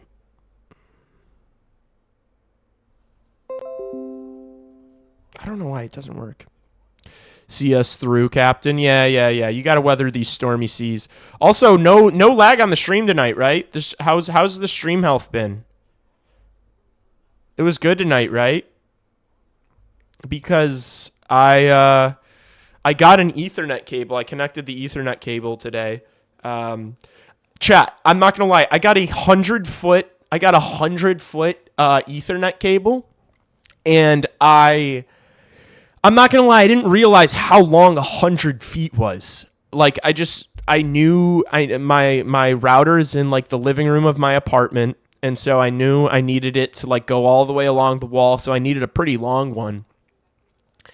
So I got this 100-foot Ethernet cable, dude. I have like 4 pounds of rolled up Ethernet cable under my desk, just in a heap. It's like tumbleweeds in like cartoons. That's what my Ethernet cable looks like underneath my desk right now, because I have 100 feet of it. I guess I should have like walked to my Ethernet or to my router just to like kind of map out mentally how many feet it would be. But I got a 50-footer for a big-ass house to go in the basement, from the basement to upstairs. Yeah, dude, I definitely would have been perfectly fine. I would have had a ton of feet to spare with a 50. Just to put it into context, if I got a 50-foot cable, I would have had plenty of Ethernet cable. And I got 100 feet. So it looks insane. It's 4 pounds of cable down there. You could put that cable through 5 apartments. Bro, I could run this cable from my job. I could run this cable from my restaurant to my apartment and still have a couple extra feet. Caleb is special. Wow. He's special now? Yeah, he's a beast. Elias, he's better than Jaden Daniels. He is the first overall pick. Oh, jeez, Elia, he is stroking right now.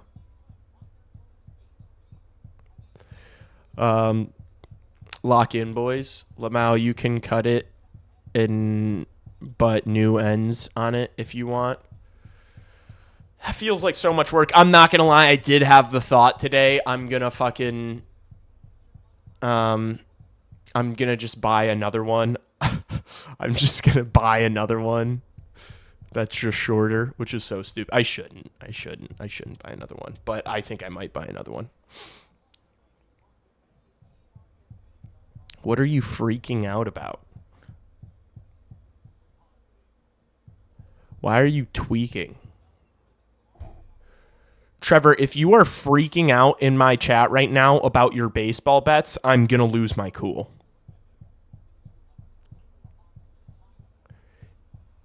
If you're getting hyped over bets that no one in this chat is on, you might get timed out.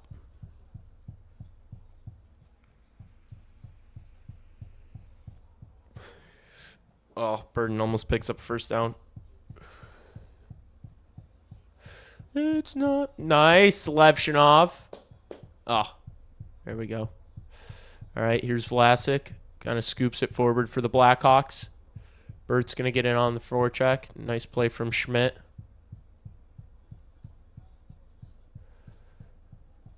The Mammoth dump it in. Uh-oh. Good work from Vlasic. No, and they score. JJ Peterka from Gunther.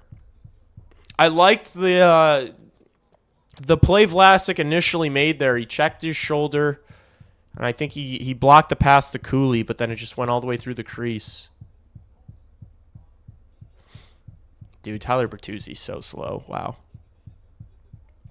All right, what happens here? So they dump it in. Rinzel has to make a stronger play on the puck there.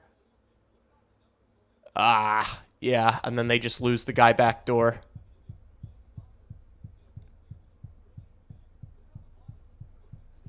Yeah. Everyone was puck watching there, chat. Every single person was puck watching.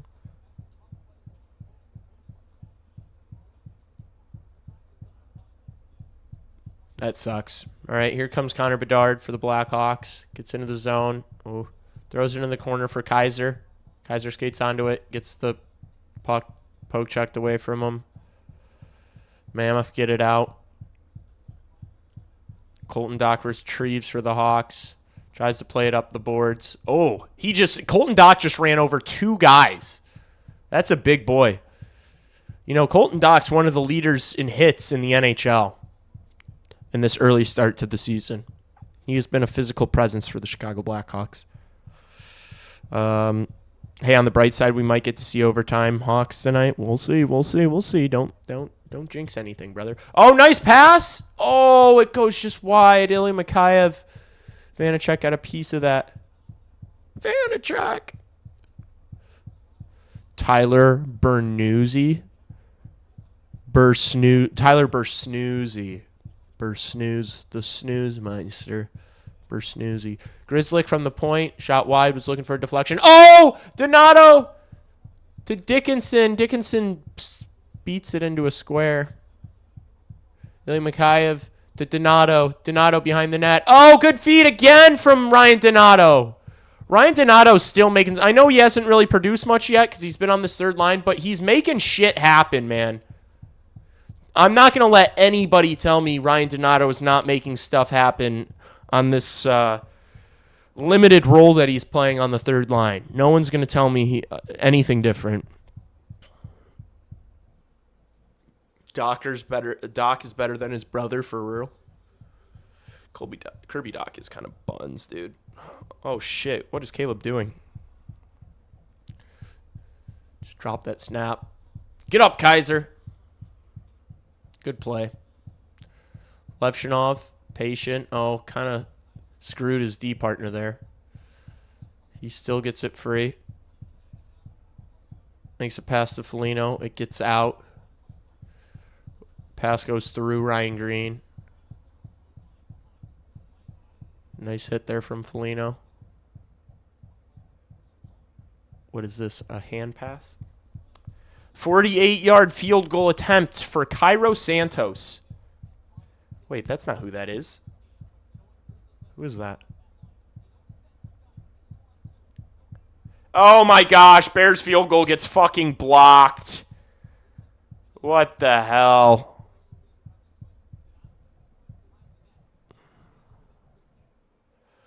I have JJ Peterka, Dylan Gunther, Hawks money line. Well, that's a nice looking bet right now.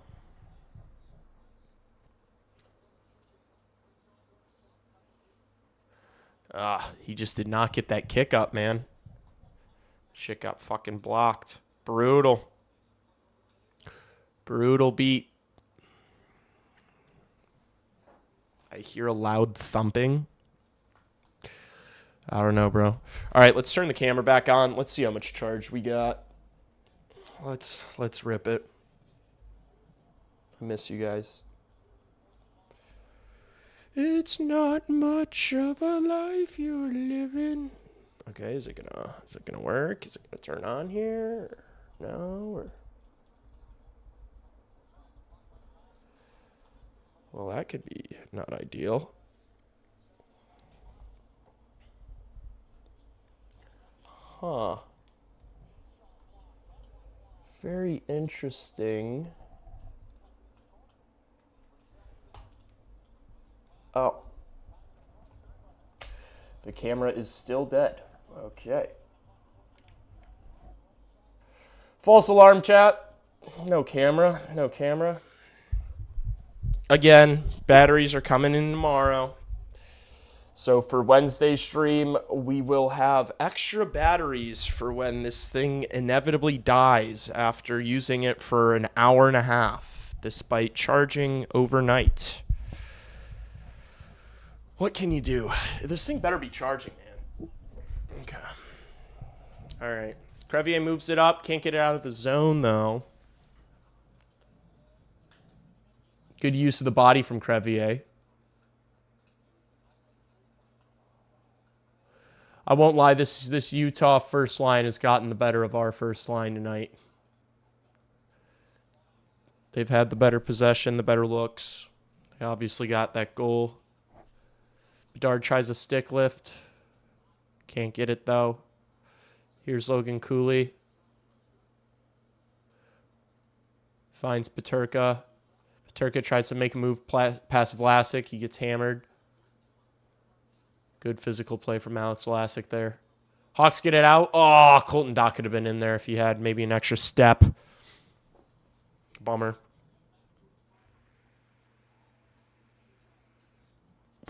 Bedard and Cooley are the exact same size.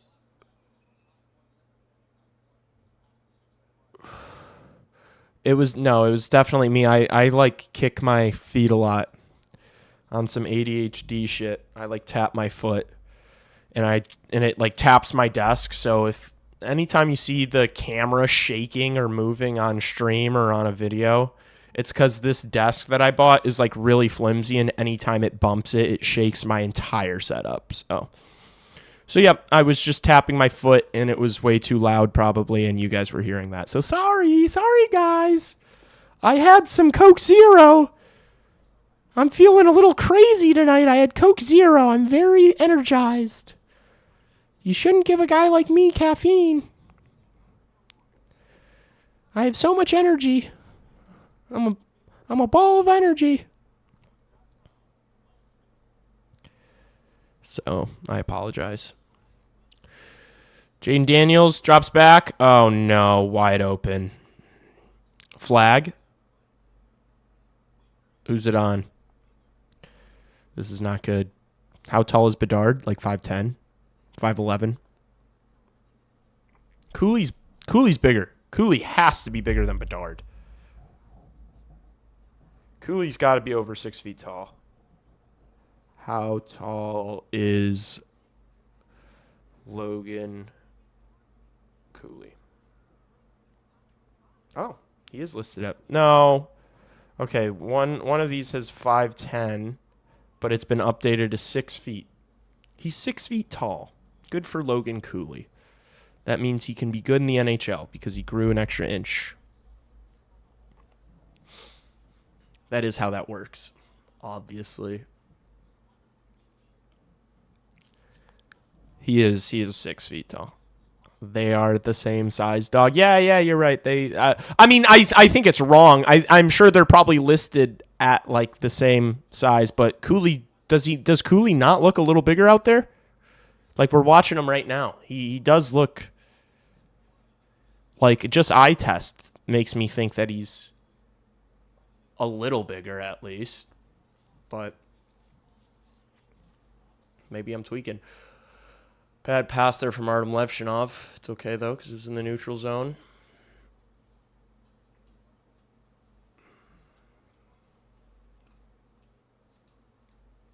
They battle in the corner.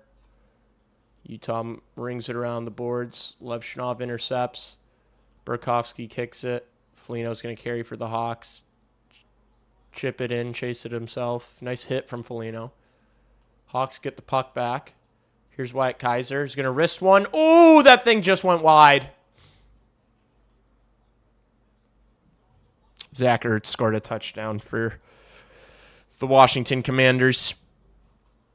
And they now lead by a touchdown. Cooley is not 6 feet tall. He's 5'7". Well, look, dude. Google told me he's 6 feet now. His updated height is 6 feet, and Google's never wrong, so I don't know what to tell you. I need the Hawks to win. Bro, don't we all? Don't we all, bro? Cooley is tiny. Damn. Bro is height watching. Bro's talking about Cooley's inches right now, for real. It's crazy. Here's Dickinson behind the Utah net. Oh! Vanacek covers. 12:18 left in the third. Scores 1-1. Shots are 20-10 in favor of the Mammoth. Blackhawks only have 10 shots on net. You'd like to see them test this mid goaltender a little more than they have, but they just have not been in the offensive zone very much, chat. They've just not had very much offensive zone time this game. So their good looks have been few and far between for the Blackhawks. But all that being said, it's still a 1-1 game, and they're still very much in this. And I think Connor Bedard just drew a penalty. I think it's going to be on Sergachev, maybe. Blackhawks still playing keep away. Let's see if they can get a good look here with the net empty. And Utah is going to get a stick on it. So now we will see what the penalty is. Utah has been real tight. They've played a good defensive game. They have. They have not really let the Blackhawks have much. And honestly, all the times the Blackhawks have gotten the puck tonight in the offensive zone, it feels like it's when they're either in like an odd man rush on a transition play, or it's when they're dumping the puck in and getting on the forecheck. That's kind of been what's worked for the Blackhawks tonight in what few moments they've had. So probably going to have to do more of that if they want to get a winner. All right, Hawks win the draw. They're starting with the second unit. And first unit, second unit, doesn't matter. Can't win the puck off the draw, and it goes the other way. And now you're trying these lethargic, boring, predictable zone entries. And puck gets cleared the length of the ice again. 30 seconds down on this Blackhawks man advantage. Bad pass there. Bounces over Donato's stick. Doc slows it down.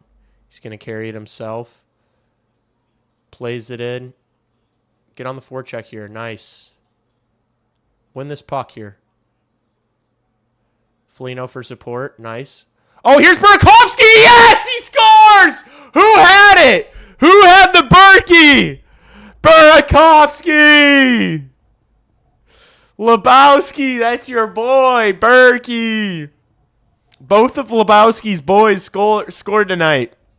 Burakovsky and Mikheyev. Burakovsky said, whatever you can do, I can do better. Let's go.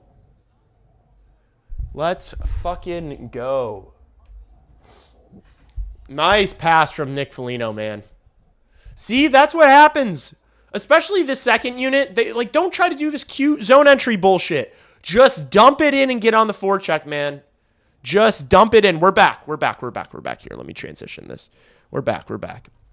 Just especially, I don't need to see the second unit trying to carry the puck in the offensive zone. I don't need them to do it. Just dump the puck in, get on the forecheck. You've got heavy guys on that unit with Foligno and Doc. Use them. Use those boys. Don't try to carry the puck in. Come on. Good pass from Fliggy. It was a great pass from Fliggy. Unk still got it.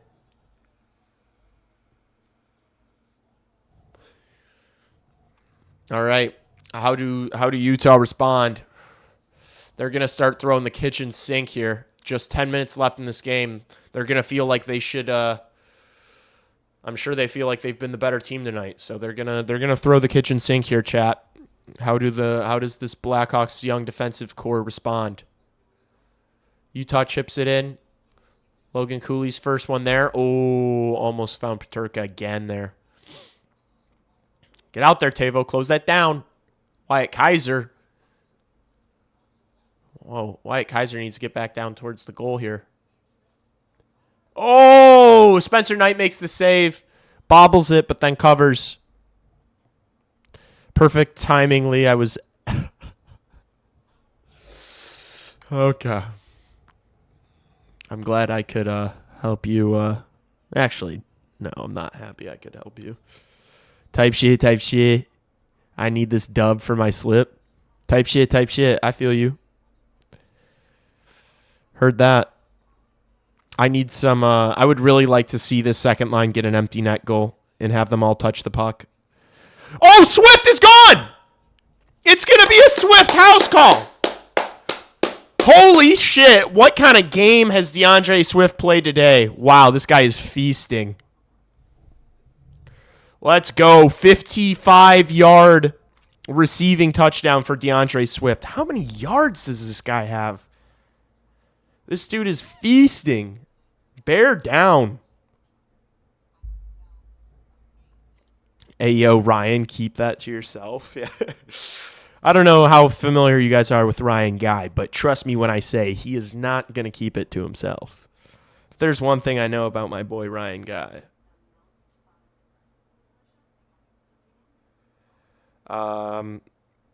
He's got 74 rushing yards and 67 receiving yards. What a game. 2-point conversion attempt here from the Bears. Caleb snaps it. Uh-oh, scrambles. Oh, no.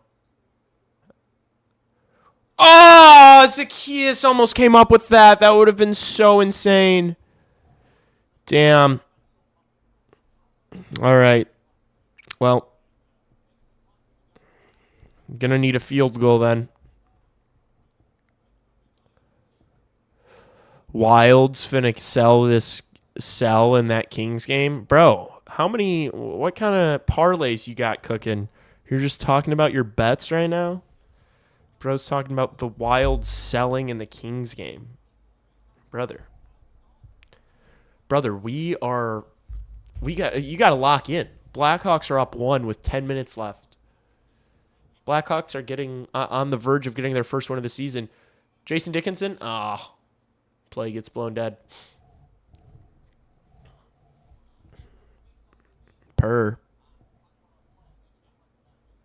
Be happy you're done with him when you end the stream.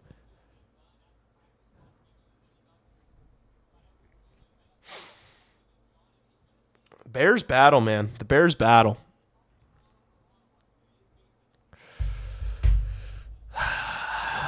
Dude, can we get a Blackhawks win and a Bears dub in the same night? Please? That's all I want for Christmas. That and my 2 front teeth. The Wild were up 3-0 in the first. Oh, I'm sorry. I'm locked in. Someone's got to be locked in because you guys aren't, apparently. I'm locked in on this Blackhawks game, man. I can't watch other hockey games when I've got my Blackhawks on. Oh, Schmaltz. Nice play. Good job, Mikheyev. Mikheyev clears it.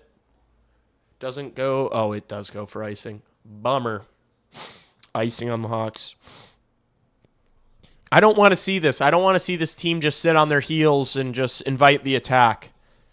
When our top 6 gets out there, they need to put some plays together. Go for another one. Go for the jugular. Don't just defend. If you're gonna play back on your heels and invite this Utah team to attack you, you're gonna get burned. They've got too many skill guys. You got to cram it down their throats, chat. Why don't you have super chat on, Lee? Do I not? Because this is like my 4th live stream. I should turn on super chat. And I also want to put the live chat on the screen. It's just so early. I've had no time, man. I've been so fucking busy. And it's like I get home from work and I think to myself, do I want to like work on some of this stuff for the stream? Like, do I want to, I still don't have a fucking header on my channel. Like, I don't have channel art. It's just a profile picture. It's like, do I want to do like that back of house shit for the stream, or do I want to make a new video? Shut up and take my money, Lee. Yeah, I know. I gotta throw that on. But that's the thing is, it's like I'm more worried about like growth and just like getting the content out there than I am making money right now. Because like whatever money I'm gonna make right now, although it would obviously be much appreciated, it's not like moving the needle yet. So I'd rather just worry about the content, But Guy fam will throw in for some Lee vapes. True, I know you guys will. to the Geek Bar slush fund. The all-important. Oh, no. Nice. Burakovsky. Now Colton Dock is just going to dump it in. Man, I've been loving Colton Dock's game. I don't know about you guys.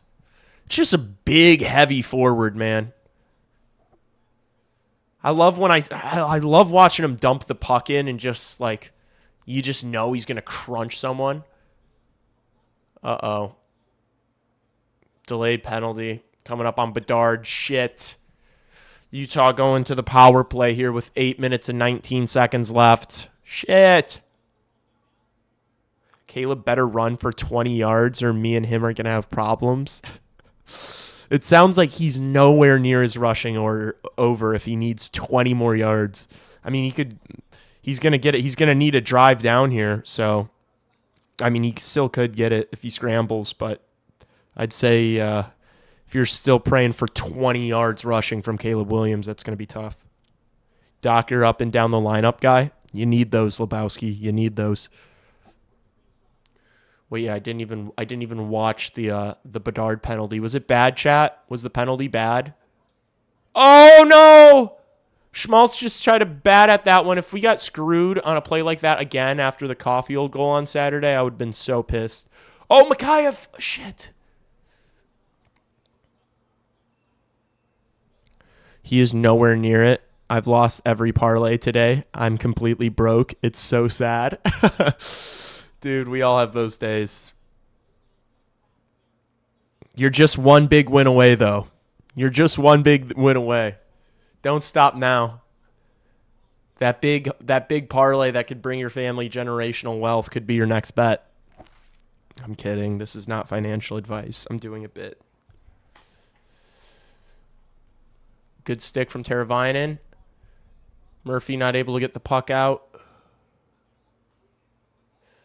Here's Cooley in the corner. He's got Schmaltz in the slot. Here's Keller. Cooley down low now. Keller back to Cooley. Back to Keller. Schmaltz back up to the point.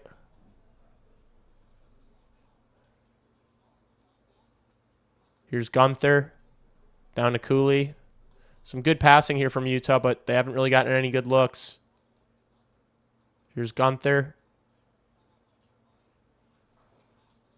Nice stick from Alex Vlasic there to break up that shot from the slot. Really good play from Alex Vlasic there, chat. Hey, you clap for that play from Alex Vlasic there. You stand up and clap for that play. Could have just saved the goal.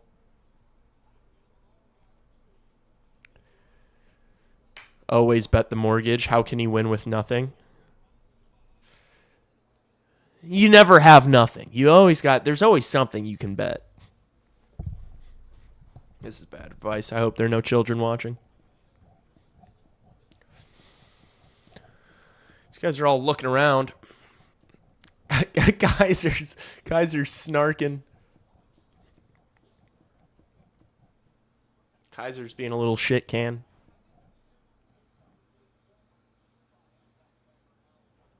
Good stick. Kaiser and Yamamoto both confused at the hand pass call. Yeah. Yamamoto. Kyler Yamamoto. Mimamoto.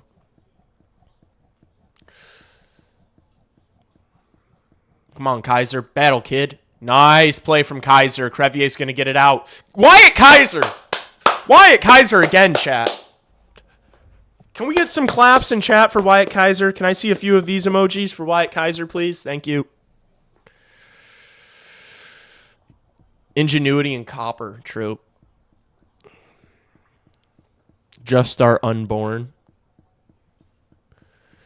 He's in there taking betting notes from Lee. As he should be. He's going to know ball. He's going to come out the womb knowing ball. I'm 16 XD. Thanks for the tips. Got you. You'll live a long, prosperous life if you overanalyze and take everything I say to heart on these streams. Nice, Bertuzzi. Oh. Did that stay in? Oh. Bedard took it out of the zone. No rush. 5 minutes, 5.5 minutes left in the game. Here's Doc. Patient. That puck gets to Bedard. Bedard tried to make a pass back to the point. It gets stolen. Gunther loses the puck, though. Now Doc leaves for Bedard. Bedard gets hit. His pass gets deflected. Not a ton of passing rooms or lanes. All right, Bears get the ball back with 8 minutes left. Down 2.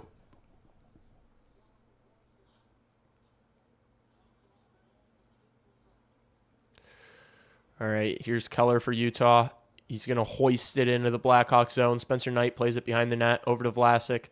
Vlasic makes a really nice pass there to Dickinson to relieve pressure. How good is that from Alex Vlasic? Dickinson! Oh, he stuff attempt! Vanacek's looked shaky on those all night. Looking at the refs because he doesn't like the extra wax after the whistle, but it's like, freeze the puck, buddy. Dickinson's like, all right, bro. Go to the pawn shop and good things will happen. Yeah, but let's talk about Korch for a bit. I'm good on Korch talk. Let's get that third one. I would love a third. Chef, finally off work. How was the shift, Chef? How was the shift, Big Cat? Our Bears just got the ball back with 7 minutes left. 7 minutes in a dream. Caleb's looked good today. Blackhawks have honestly not looked great, but they're winning the game. It's been kind of a snooze fest hockey game. The football game's been a little more exciting, but we've been having fun in chat. I'm rooting for Utah. What the fuck? No, don't root for Utah. Let's fucking go. Raven! Is that Raven Gasser in the cut? Everyone say what's up to Raven. Everyone show Raven love. What's up, Raven? Hope you've been good, my brother. We got a bunch of Korch haters in here. Look, man, I wouldn't say I'm a Korch hater. I'm just, when I'm talking about the young Blackhawks defensive core, you're never going to hear me bringing up Kevin Korchinski. All right? Kevin Korchinski's like the sixth guy I'd bring up. Need a producer chair? Yeah, true. Pull up. I've been having some technical difficulties. Actually, I've been ringing it in. I just copped an Ethernet cable. I was telling chat earlier, Raven. I just copped an Ethernet cable, but I didn't realize how long a 100-foot cable would be. So I just have an absurd tumbleweed of Ethernet cable just sitting under my desk because I got 100 feet of it. And then I have to. I'm sure by the end of this period, the battery in my camera will die again. I have camera batteries, backups coming in tomorrow, so I can plug those in when the camera dies midstream. So the second stream I did on the channel, Raven, the second stream was really rough, really rough. The camera died twice. I was lagging like crazy, and the stream actually crashed. So it wasn't great, but it's development, it's early season development. Just like these young Blackhawks players, these streams might start off rough, but that's natural. That's part of learning, You need to take these learning points, these learning moments and grow, And so that's what we're doing here. We're learning from our mistakes and kind of figuring it out as we go. Because I don't have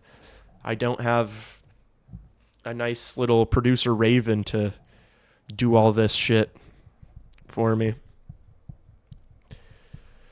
I have to figure it out by myself, and it sucks, and I miss you. The Brew crew is coming back. That was close. We learn and move. We do. We learn and we move. Wait, what the hell? Why did the Bears just get so backed up? Why are they on their own 4 all of a sudden? What did I miss? And now it's pouring. Utah will win, guys? No, they won't. Utah will score in third period. Utah for the win. Utah's poverty. Utah. Bad goaltending. Sketchy blue line. Amazing forward group. That's my breakdown of the Utah Mammoth. Sketchy blue line. Not really great defensive depth. Poor goaltending. Electric forward group. So it's going to be a fun team to watch. It's going to, they could make the playoffs. Probably not going to do much in the playoffs because, who in the Central do the Utah Mammoth beat in the playoffs? Genuine question. Oh, come on, Zacchaeus! Off his fucking hands. Caleb just threw a dot off Zacchaeus' hands. Damn, you got to catch that. Give me Knight as the third USA goalie for the Olympics. Will, stop. Hawks need this. Yeah, I think this is time you pick up a win. You've lost 3. The tank is refueled. I think you can take a win here. Is my stream frozen? I just realized it's on commercial and it hasn't moved. And I'm just sitting here talking. CHSN, these crooks, again, just back on it with the fucking shitty broadcast. Gonna make me pull my hair out. Fantastic.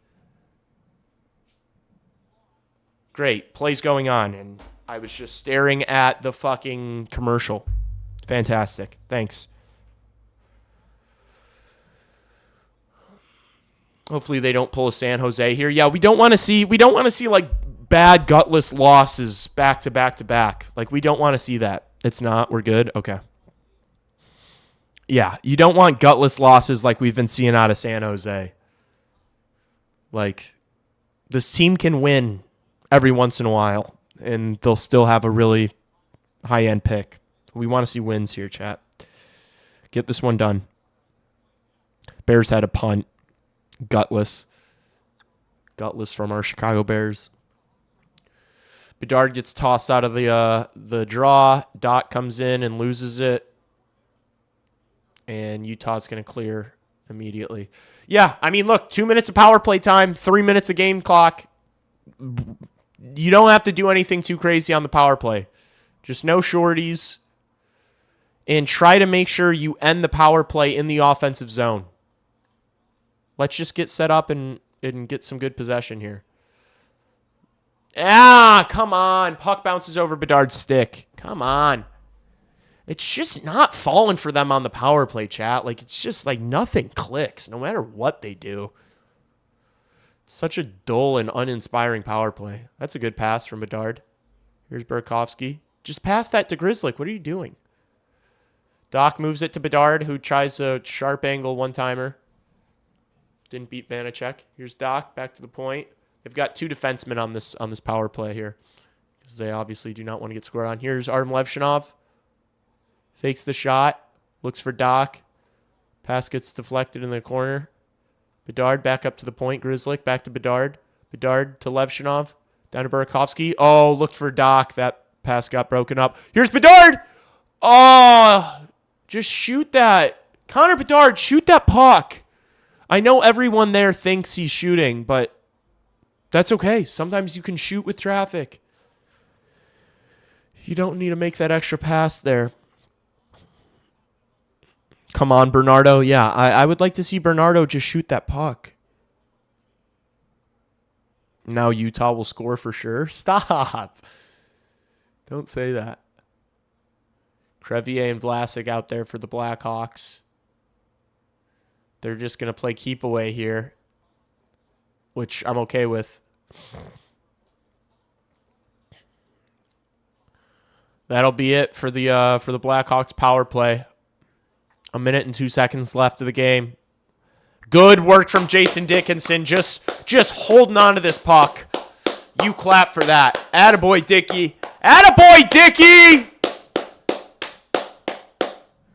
Murphy keeps. Just keep it in. Oh, Foligno could have gotten on that. Kaiser pinches up high here. Got to get on your horse and get back. 39 seconds. Great play from Dickinson in the neutral zone. Foligno dumps it in. Vanacek plays it around the boards to Peterka. Peterka leaves it. Vanacek's going to go to the bench. Extra skater on for the Mammoth. 25 seconds for them to work with. Dylan Gunther might have the edge on Kaiser. He doesn't. Kaiser, again, another strong defensive play. Icing. Bedard misses the net on the empty net. 15 seconds left. 15.1 seconds. Oh, yeah, this is the curse. This is when where's Caden Gooley at? Where's Caden Gooley at when you need him? 99% bricked. Need that 1%. Levshinov passing has been atrocious. It's been sloppy tonight. It has been sloppy. I'll concede that. Big face-off here. Big face-off. Who takes it for the Blackhawks? Is it Dickinson? Is it Foligno? Are they going to have Bedard or Nazar take it? Give them the reps? What do you guys think?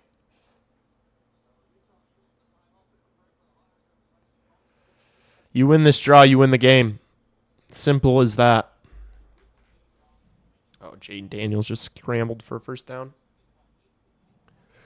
Unk, you made me a Wyatt Kaiser truther. I'm telling you, bro, he's special. Come on. Rafaela. How do I pronounce your name? You're a Utah fan. Disgusting. Come on, no. It's going to be Bedsy taking the draw, giving him the reps. You want to be a big dog? You want to be captain? You got to win this draw, Bedsy. Oh, he's 4 for 5 on faceoffs tonight, and he wins that one. Let's go. Teravainen's going to kick it out of the zone. Makes the pass to Mikheyev. He should have given it to Bedard. Give it to Bedard. Spread the points around. Spread the points around. Blackhawks are going to win their first game of the year against the Utah Mammoth 3-1. Let's go. Blackhawks dub. Ilya Mikheyev, a 2-goal game. Bedard wins the draw, and Wyatt Kaiser makes the play along the boards against the best player. I guess he really didn't. It was Cooley who tried to throw it back up top. Oh, I think Mikheyev was going to give it to him. Let's go. Big win for our Chicago Blackhawks, chat. Kind of a sloppy game, kind of an ugly game. Not the prettiest hockey game I've ever seen, you know. One of the hockey games of all time. That first period was really interesting, back and forth. Oh my gosh, the Bears just got the ball back. I think the Commanders just turned the football over. Oh my gosh. Bears going to have a chance here. Caleb Williams is going to have a chance. 3 minutes left. Just kick a field goal. Let's go. And you got lucky?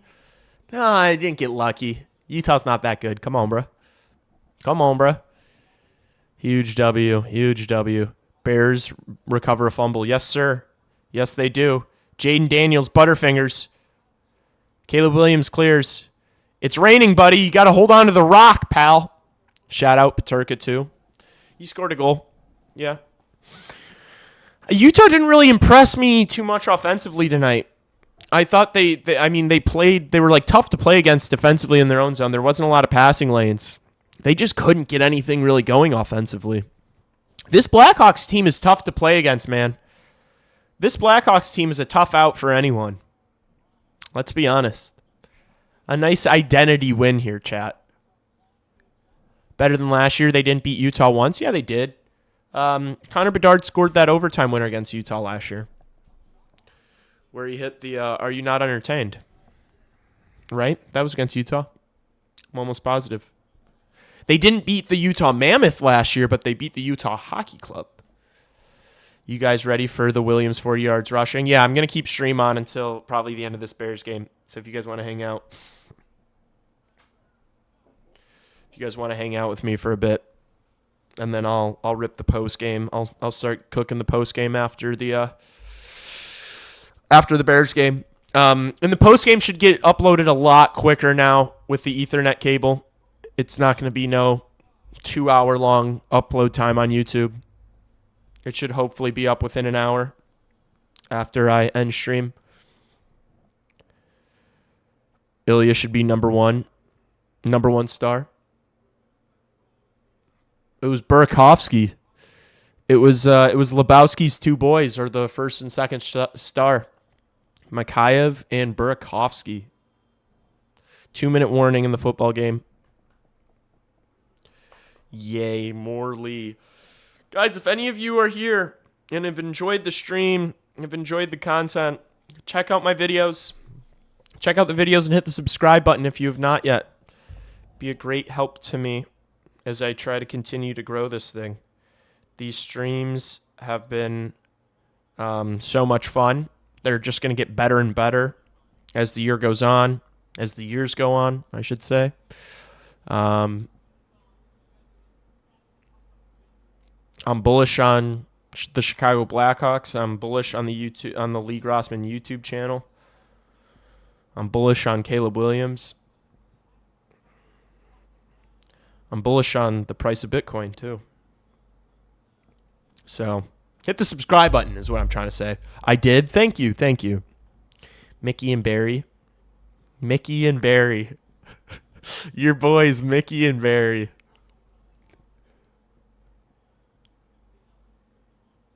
What's he saying? What's Barry saying? Why are we calling him Barry? Oh. All right. Not the most electrifying interview there from Barry, but the over 0.5 hit, DJ.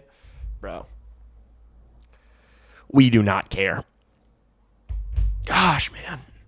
So many commercials in football games. All right. Let's look at stats here. Let's start thinking of what we're saying on the post-game chat. We got to deliver a performance. What are some narratives we're running with? I don't want to harp on Levshinov more. Q4 Bitcoin is going to the moon. Yes, it is. Let's go. That's what I want to hear. I don't want to spend time talking about Levshinov. I'm going to talk about, I thought Vlasic was really good tonight. I thought Kaiser was really good tonight. I'm going to do some Kaiser glaze. I'm going to do some Vlasic glaze. We'll talk about that Mikhaev line a little bit.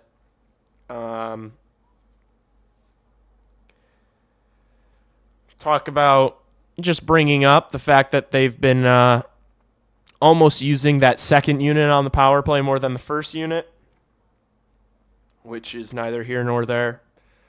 They really limited Rinzel's ice time tonight. He was playing like 25 minutes a night through the first 3 games of the season. He only played 14 tonight. Wyatt Kaiser got leaned on tonight. That's why we were noticing him all the time, chat. Kaiser played the most on the entire team tonight. 21 minutes and 49 seconds. I mean, when you got a guy that good, you kind of have to lean on him, right, chat? When you've got a guy as good as Wyatt Kaiser, you kind of got to lean on him a little bit. Colston Loveland picking up a first down there for the Bears. 1.5 minutes. Here's Swift. Another good pickup for Swift. Bears entering field goal range here. You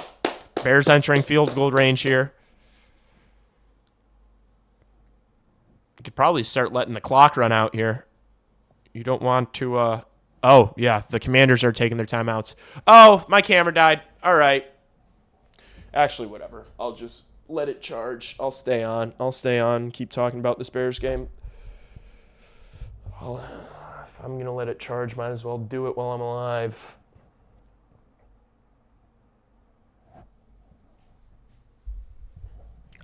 Guys, is it bad if I didn't know Kaiser's existence before today? No, you're not a Blackhawks fan. Why would you? Nobody talks about him. He's our little secret. And now you're getting in early on him. Exactly. No one's going to know about him in a couple months still. They'll catch on. They'll catch on for sure.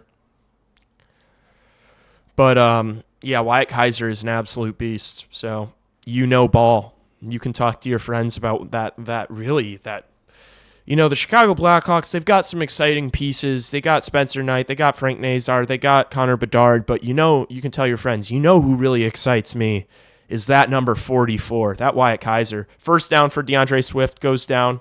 Keep munching clock. Keep moving the chains. Let's go. Buying Kaiser stock in Q4. Yeah, Kaiser stock is going to the moon in Q4. I've never heard of Lane Hudson, so it's okay. Shut up. Yes, you have, Lebowski. I gotta go. Time to goon. Good night and good stream. Okay, bro. All right, bro. Thanks for coming and hang out. Hope your goon sesh is fulfilling or whatever. Is it still raining? Yeah, it's still pouring, big dog. It's pouring.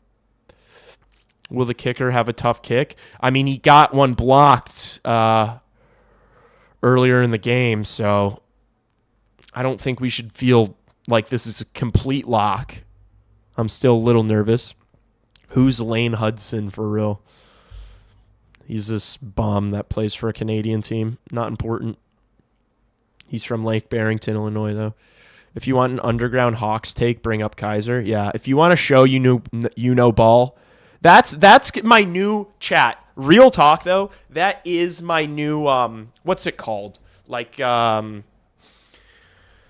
what's the word I'm looking for? I'm so like not articulate. To like gauge if someone knows ball or not. If they're talking about the Chicago Blackhawks, I'm gonna see if they mention Wyatt Kaiser or not. If you're talking about this young Blackhawks team and you bring up Wyatt Kaiser, you know ball. If you don't, it's like, yeah, okay, you're talking about Nazar and Bedard. Yeah, it's pretty simple stuff here. Not really shocking anybody. You could listen to any show in the world and they're going to talk about those two, but if you bring up 44, I tip my cap.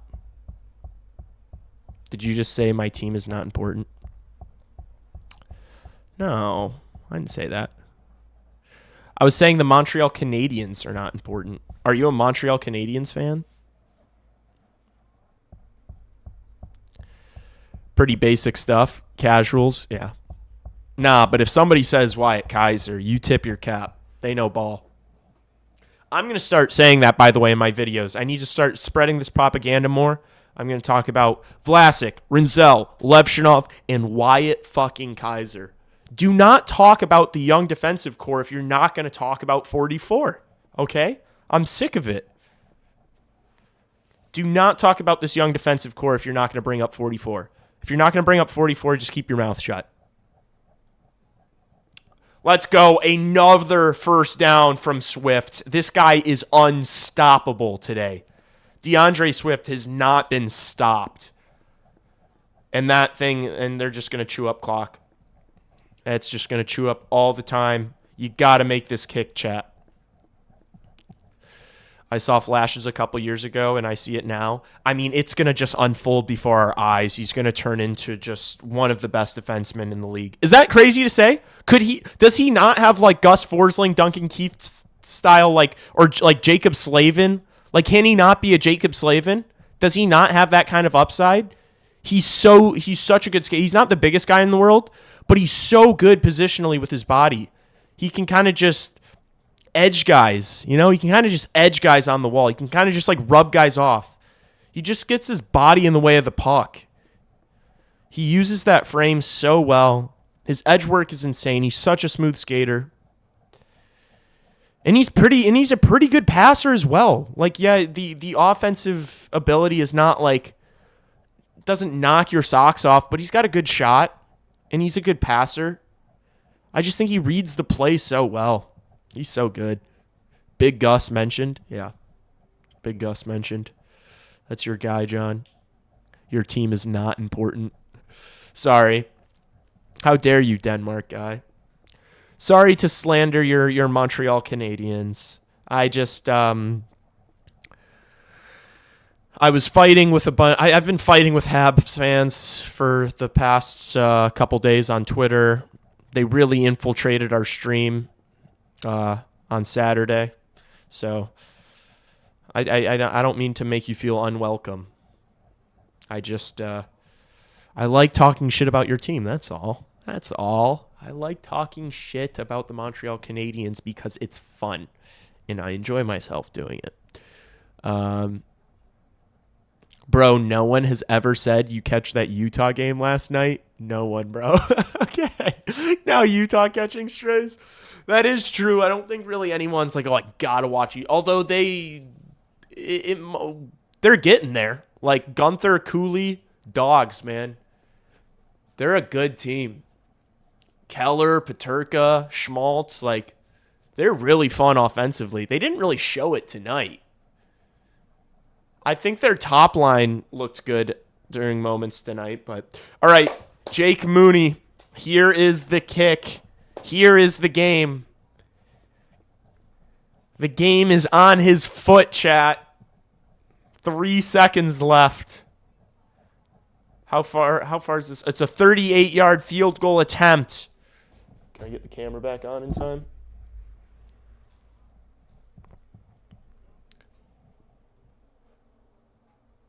Come on. The kick is up. It's good. It is good. The Chicago Bears and the Chicago Blackhawks win on the same night. Oh my gosh, would you believe it? I used to pray for nights like this. Let's go. What happened to Cairo Santos? He can't kick the ball more than 30 feet. They're making the playoffs this year. They could. I picked them to. I picked the Utes to make the playoffs this year. I think Montreal could too. I fuck with Montreal, but Toronto can catch all the strays. I like the Montreal. I think the Montreal Canadiens have an exciting team. It's just the most fun team to talk shit about because their fans get the most upset and it's not close. Habs fans are next level. Connor Bedard annoys me. And don't talk about my sweet baby angel like that. Let's go. The fucking Bears won a game on a field goal. They always lose those. They always they always find a way to lose those games. Let's go. We got our lick back for last year. That terrible road loss against Washington. The Bears are now 3-2. Would you believe it? The Chicago Bears are above 500, winning a big game on the road for Monday Night Football. Ben Johnson's all sorts of fired up. That's my coach. Bears win. Blackhawks win. It doesn't get much better than that tonight, chat. It was an amazing stream. The camera only died twice. No lag issues.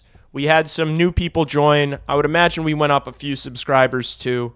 All in all, it was a great night. I hope you guys enjoyed yourselves as much as I did because it was fun. Thank you so much for coming in and hanging out and chatting and yapping. I will see you guys in the next one, which is Wednesday. The Hawks are going to be at the St. Louis Blues on Wednesday. I will be live streaming that game, doing a post game. And what's today? Monday. So tomorrow's Tuesday. I'll try to put out a video tomorrow, but I might do some of this other stuff, the behind the scenes stream stuff. We'll see. But we'll figure that out. Post game, hopefully going to be up within an hour or so. So be on the lookout for the post game tonight as you're hitting the hay, as you're putting your little head on your pillow and going to bed. I'm sure the post game will be up. So check that out. Leave a like on it.